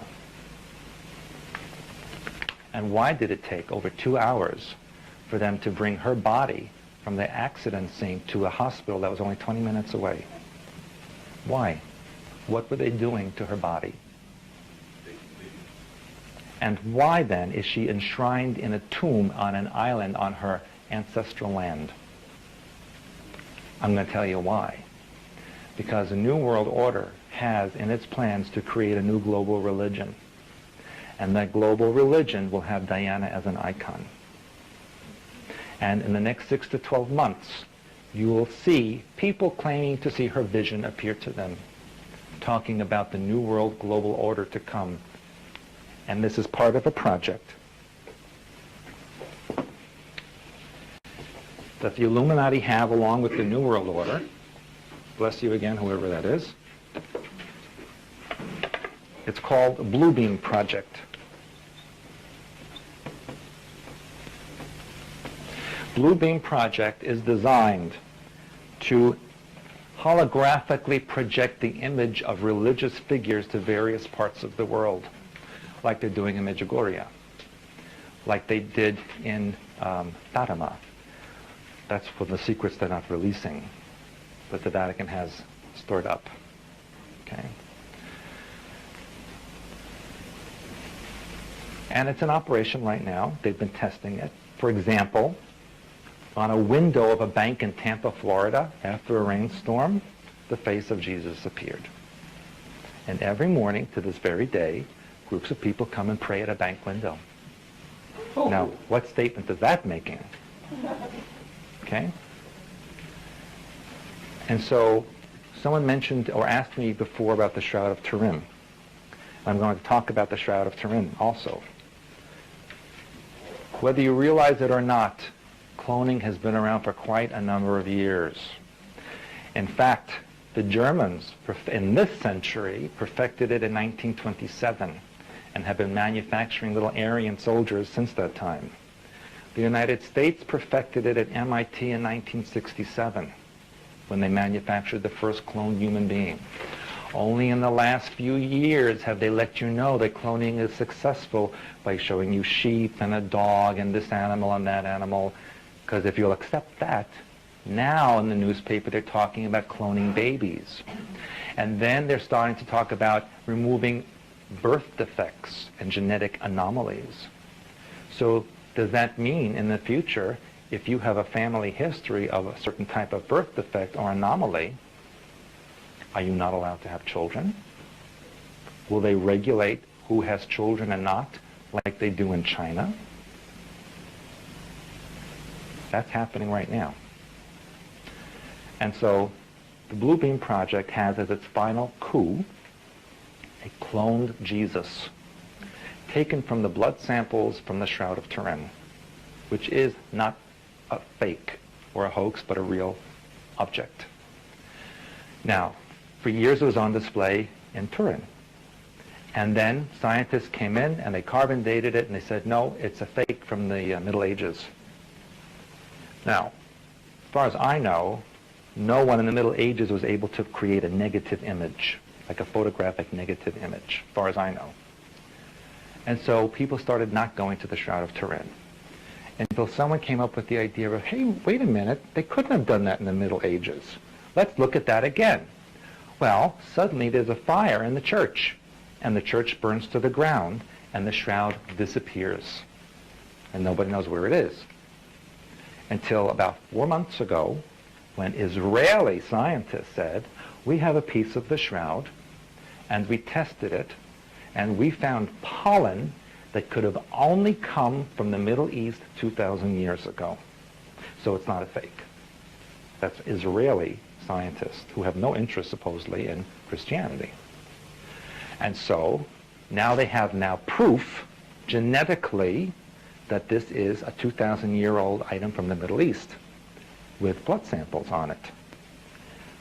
I'm going to tell you that years ago in Montauk, when I was working at Montauk, we already knew that they had cloned a body from the blood samples on the Shroud of Turin.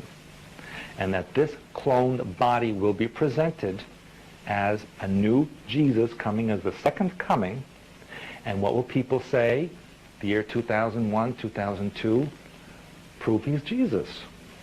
Let's take a DNA sample. Isn't that the buzz thing now? But everything's a DNA sample.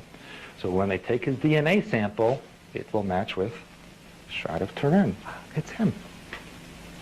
Only this one will be a programmed clone that will say that the New World Order is his new holy empire. He will be the new Nimrod, who will be Semiramis. Diana.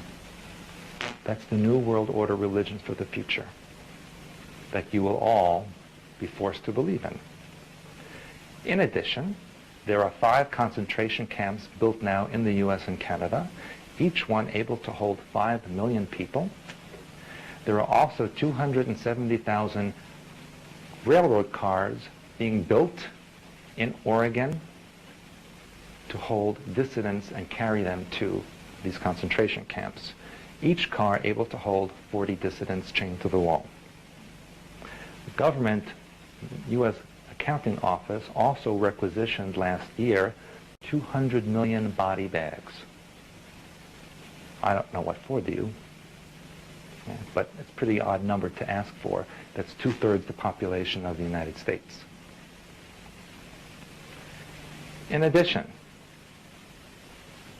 they have plans to invade this country. That's what some of the fires are about in the West. The reptilians are coming to the surface, the original ones, because the object behind Hale-Bopp is behind the dark side of the moon. And it is causing weather anomalies on the Earth and gravitational pull. That's why the volcanoes are going off. That's why there's earthquakes occurring in the Pacific Rim and elsewhere. And that's why many physicians who I work with are reporting to me that many women are having 2 menstrual cycles per month. This is becoming more and more common. And you're going to see that happening as this object gets closer and closer and closer. It is filled with pure 100% reptilians from the Draconis star system who are planning their invasion. And this is scaring the hybrids left behind on the Earth who did not accomplish what they were supposed to accomplish hundreds of thousands of years ago. And now mommy and daddy are back, and they're not happy with the way the children left their home. So they're very scared. And so now there is, in effect, a plan by pro-human groups to eliminate the genetics of the reptilians as they come to the surface. And they're doing this with the contrails. They're spraying a mixture, which Doc was kind enough to give me a map of where they're concentrating the spraying. The dark spots are where the sprays are concentrated, designed to lock up reptilian DNA and activate human DNA. Those out there who have a high percentage of reptilian DNA will get sick and die, and they are getting sick and dying. And those with human DNA may get sick, but will develop an immunity, hopefully, and survive. Now, up until last year, this was only being sprayed in English-speaking countries. Only last year did I find out that Germany has now been added. So even the pro-human groups are racist. Don't think for 1 second that if the pro-human groups win, that things will be wonderful. It will just be a different tyrant. Instead of being a reptilian, it will be a human tyrant. But the agenda is the same. So who's behind this brand? This is behind pro-human factors within the New World Order. I'll pass this around. Give it. It belongs to Doc, though. So give that back to him. Sorry? The pro-human is the new world No. order? Pro-human is reptilian, the hybrids. But amongst that pyramid of control are human groups that under their control. And there are human factors or breakaway units that seek to eliminate the purebred reptilians as they come to the surface. The purebred reptilians and whoever would support them. Yes? It's interesting that this has come up because I was just commenting to myself, this is, I think, maybe the beginning of the week. I haven't seen any contrails around here for about a month. And before, they were just almost every day. They're often Are they? Not as often as it was? Yeah, I haven't noticed any of it. Now listen to what will happen. The reptilians are coming through openings in the cave system throughout the world. Most of the national cave systems are being closed down for various reasons. Last Thanksgiving when I was in the Ozarks in Missouri, and I went to see one of their big caves, one of the largest in the country, it was closed due to electrical systems. As far as I know, there are no electrical systems in these caves, but it was the reason they used that it was closed down. Is to prevent people from seeing what's coming up. And all of the fires that are happening in the western United States are covering up openings, especially in Montana and Idaho and those areas, and New Mexico, where the reptilians are coming to the surface, and they want to keep people away. That's one of the reasons they raise the gas prices so high, so people won't travel so much, and they'll be off the road. But it gets better than that, because they will plan for civil disruptions across the United States after they crash the stock market. They will have people going berserk, rioting, looting, chaos. They will tell you that the civil defenses, military cannot handle the situation because it's too widespread. And so the President of the United States, who at that time will be George Bush, will ask the UN to bring their troops into the United States and patrol the streets and give back civil order. You already have a foreign troop occupying this country now. They've already brought in Canadian troops into the northwestern United States. I will also tell you that in southeastern Canada, they have German troops and German Air Force planes on the ground waiting for their orders. I personally know people in Canada who have now been assigned to the Air Force bases in northern Ontario and Quebec with German forces. In the Pacific Northwest and in Alaska, They have stationed now Chinese and Russian troops and the Air Force. When the civil disobedience becomes out of hand, these forces will invade the United States. It will happen very soon. When they finally occupy the country, which, by the way, they will declare a national emergency officially, and you will have no rights. They will declare that the United States is too large of an area to be controlled from a central location, and so they will defer to the United Nations, who will break the United States into two halves along the Mississippi River. Atlanta will become the capital of the Eastern District, and Denver will become the capital of the Western District. That is why Atlanta and Denver have identical, gigantic airports, and that is why Atlanta and Denver have replicated all governmental agencies from Washington, which have now relocated to both of those cities. Have any of you been to the Denver airport, the new Denver airport?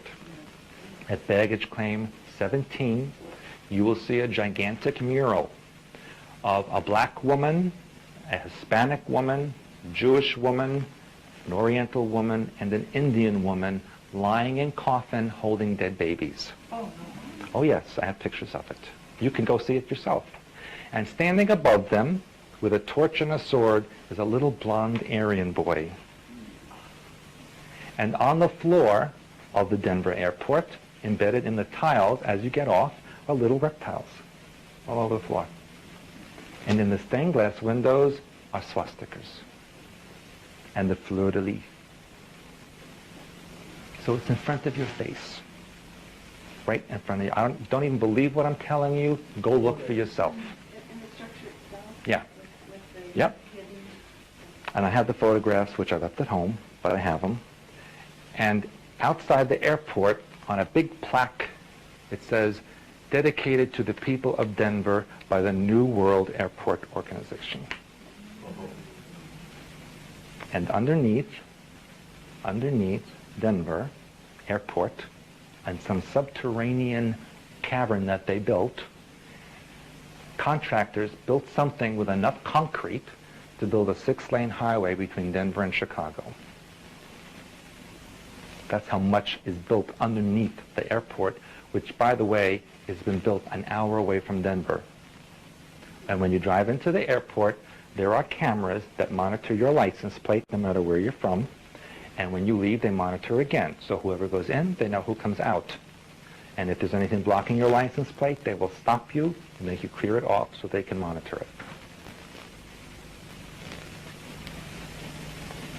What's the underground thing? The underground is a gigantic holding pen with entrances and subterranean caverns that crisscross North America. And it's built directly over what the government refers to as a reptilian nest.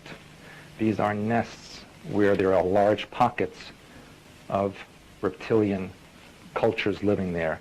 One of the largest areas extends from Monmouth area of California around Mount Shasta, all the way down to the Mojave, 29 Palms area, and then east to Arizona and what is commonly known as Area 51 in Nevada. That is one of the largest underground reptilian areas.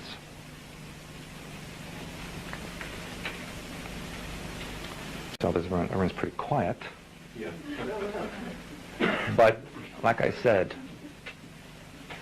you're going to see, and you're seeing it now in the news, and from now on, all of these things happening. And how do you want proof that George Bush is going to win the election? All you have to do is look at who Al Gore picked for a running mate. Nobody's going to vote for him. Nobody. At least not in the Midwest or the South or the Northwest. He guaranteed his loss, but that's what they were supposed to do. But even if you did go and vote, if everybody in the country secretly joined forces and voted for him, he'd still lose because it's all electronic voting and it means nothing. You might as well press the lever on your toilet bowl to vote because it probably would have more value than going to an election booth. Yes, you have a question. No, I have heard that voting machines, are set up in vivo for both days, letter, vote. Well, it's whoever they want to win. Months or weeks, years before any election, they know who's going to win. It's already rigged.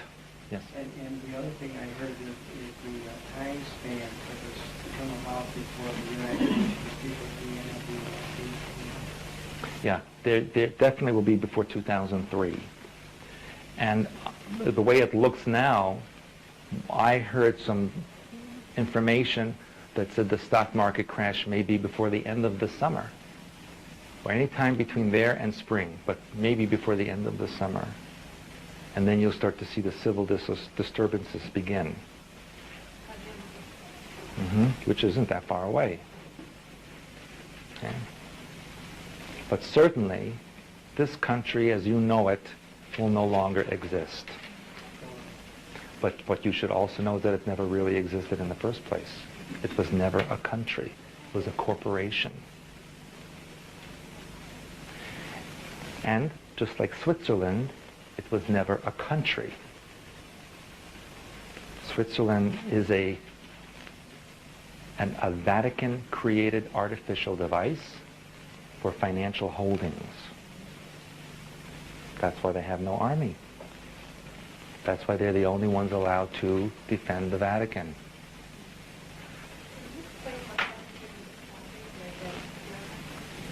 Oh yes, you asked me yesterday at the library, at the bookstore.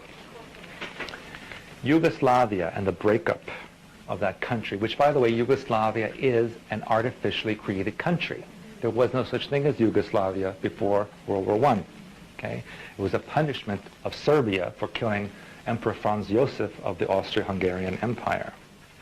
And as you know, that area of Serbia, Croatia, Macedonia, all those little tiny countries were the only place in Europe that had Muslim population, other than the main part of Turkey. But as far as the main part of Europe, there was all Christian except for that little part of Yugoslavia. That is unacceptable to the Illuminati. Their goal is to eliminate Muslim fundamentalists from the face of the earth. And that's what they're in the process of doing right now. That's why the so-called peace talks failed between the Israelis and the Palestinians, which, by the way, Israel is also an artificially created country, okay? Which, if you know the true history of Judaism and the Hebrew people, they were a conglomeration of tribes from the Middle Eastern areas that had no genetic unification at all.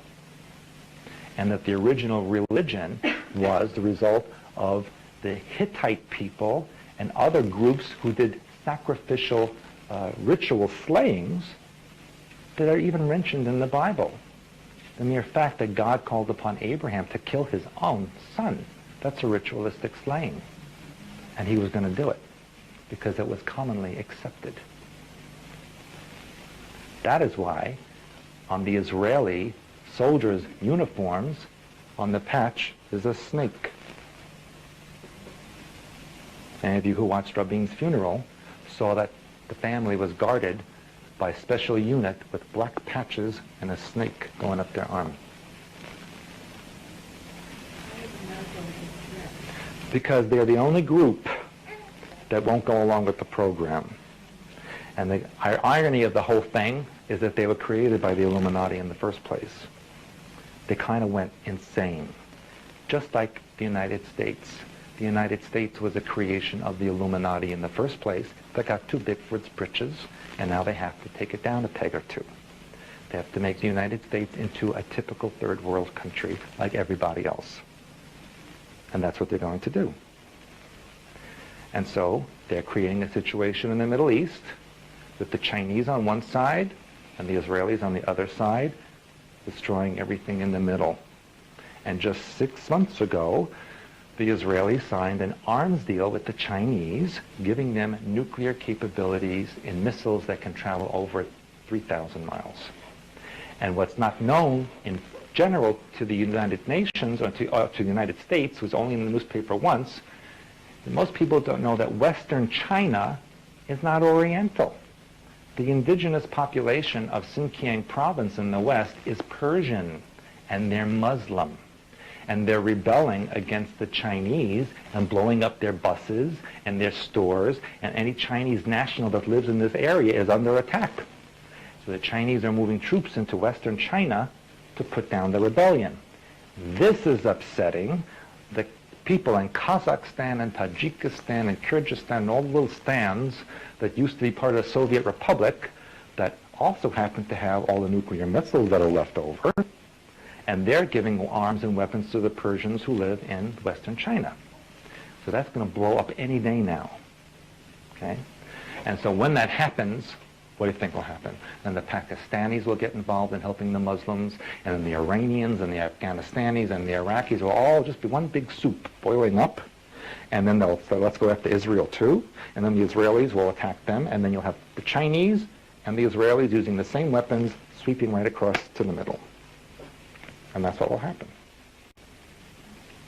This will create a global situation, World War III, where everyone will say, all the countries, we have to unite to eliminate this threat. Let's have one world government. Oh, it already exists. Here it is. It's in the United Nations, who is controlled by the 13 families. And that's what's happening right now. Iran just attacked Iraq a few weeks ago. Pakistan and India are fighting. Afghanistan has disappeared practically. Okay? Look and see what's happening. But most Americans have blinders on. They care about if their car payment will be made, if they can buy the house and get that mortgage, if they'll get a promotion in their job, if the gas prices will go down. That's what they don't care about what's going on in the Middle East. They don't care about what Queen Elizabeth does at her ceremonies. They don't care. They won't care about their pockets and their credit, which, by the way, you're going to have soon no cash society. That's being tested out in Finland now. When you go to Finland, you give them all your money, and they give you a card that says what the value is that you could spend in Finland. It's a cashless society, and that's what will be promulgated everywhere else. They will create a global situation that will require as a solution a united government of the world in order to solve the problem. How does this global warming... Oh, that's a very good... Yeah, that's a very good point. In 1994, you all remember the String of Pearls comet that struck Jupiter. That was a comet that supposedly broke into 22 pieces and did right-angled turns, turning around Jupiter and striking it in strategic places like comets always do. Okay? Now, I was working at that time at a naval base in Philadelphia, and I was asked at that time to translate from the language of hyperspace archetypes that were being transmitted to the Earth. I think I put that in my Alien Connection book, which I don't know if any of you have read. And at that time, the Earth was being bombarded with archetype symbols, which I talk about in the Healer's Handbook over here. And I was one of the few people that was able to translate this. And that's why I was given that job. What they did was create a situation where Jupiter, which is a gas giant, it's not a solid object, they've heated it up. Whatever was in that comet, or those pieces of mechanisms that they sent in there, are creating Jupiter into being a second sun. And that is heating up the solar system. It is also melting the frozen moons around Jupiter, Saturn, and Neptune to make them inhabitable. And in the last year or two, you've seen articles in the newspaper saying that the moons of those planets are like frozen Earths with oceans and maybe life in them. And if they were defrosted, they could be inhabited. It was in the newspaper. Well, that's what they're doing. And the Earth will become part of a binary star system heat it up, and life on Earth will be conducive to reptilian life form. And human beings that are left will be sent to colonize these unfrozen worlds as slave labor. No. And so people say to me, you didn't leave us much hope. Might as well kill myself now. But that's not the answer. The answer is, you are the hope. If you are able to control your own mind pattern and take control of your own victim mentality, then those who control this planet will not have control over you. And if you then teach that to other people, and they teach it to other people, and there's a chain like that, it can reach a critical mass that will spill over to the rest of the population that will then stop and prevent the occupation and the tyranny from occurring. But if we leave the victim mentality in place, then you will have an oppressor all the time, of one form or another. And that's the answer. There's always hope, but it has to come from you. Contrary to New Age beliefs, there are no benevolent aliens coming to save you. And I always talk about that scene, which is one of my favorite scenes from Independence Day, where all the New Age people are on the roof with their signs saying, "Welcome, Space Brothers." And they're the first ones that got blasted away. That's a message to you. That's a message to you. Okay? Don't welcome someone who's not invited. Yes? You must be the group spokesperson.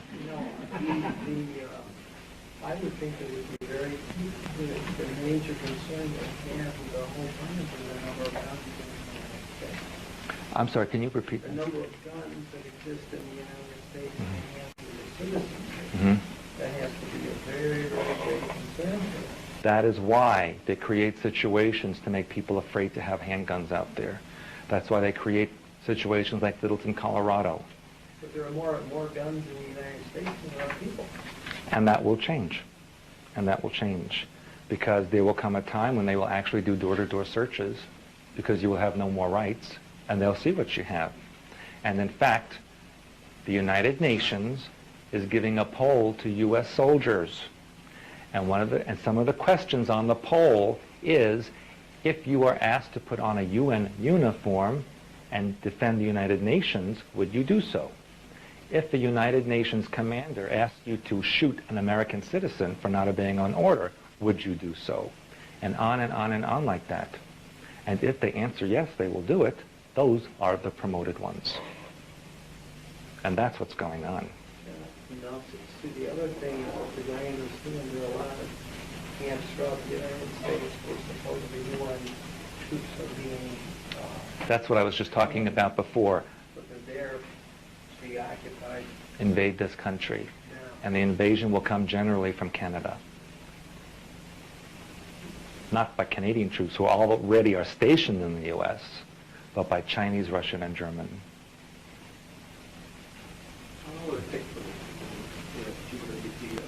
It's already in process. In fact, those of you who are knowledgeable of planetary geology and also astronomy, note that since '94, the big red spot in Jupiter is getting smaller and smaller and smaller. Because as it heats up, that storm dissipates, and you're going to see Jupiter starting to glow like a golden yellow color.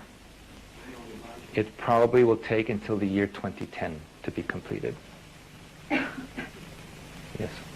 They're already putting on the entrance to the national parks that they have international biosphere, and now they're putting symbol of the UN. Yeah. They're designated as United Nations parks and recreation areas. Mm-hmm. Or mankind, heritage for mankind. Exactly, but it's under the auspices of the United Nations. Why is that? Because there is no United States really anymore. Independence Hall is also... Yeah, Independence Hall has been declared an international site. Yes?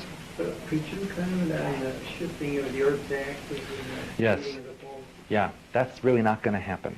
The Earth's axis is not going to shift. The magnetic poles have shifted. and that it's now somewhere over northern Canada. The Earth will not flip on its axis. That is a disinformation, so that people will move and there'll be a population shift to rural areas so they can be developed. And that's what's happened. You will not be able to hide anywhere. If you go to northern Canada, top of a mountain, middle of the ocean, it doesn't matter. The Earth is ringed by satellites that can catch a fly on your shoulder. That's how detailed they are. You cannot escape from it. And neither can you fight against it. But you can change. Thank you very much for coming here tonight. It'll be right here in this room.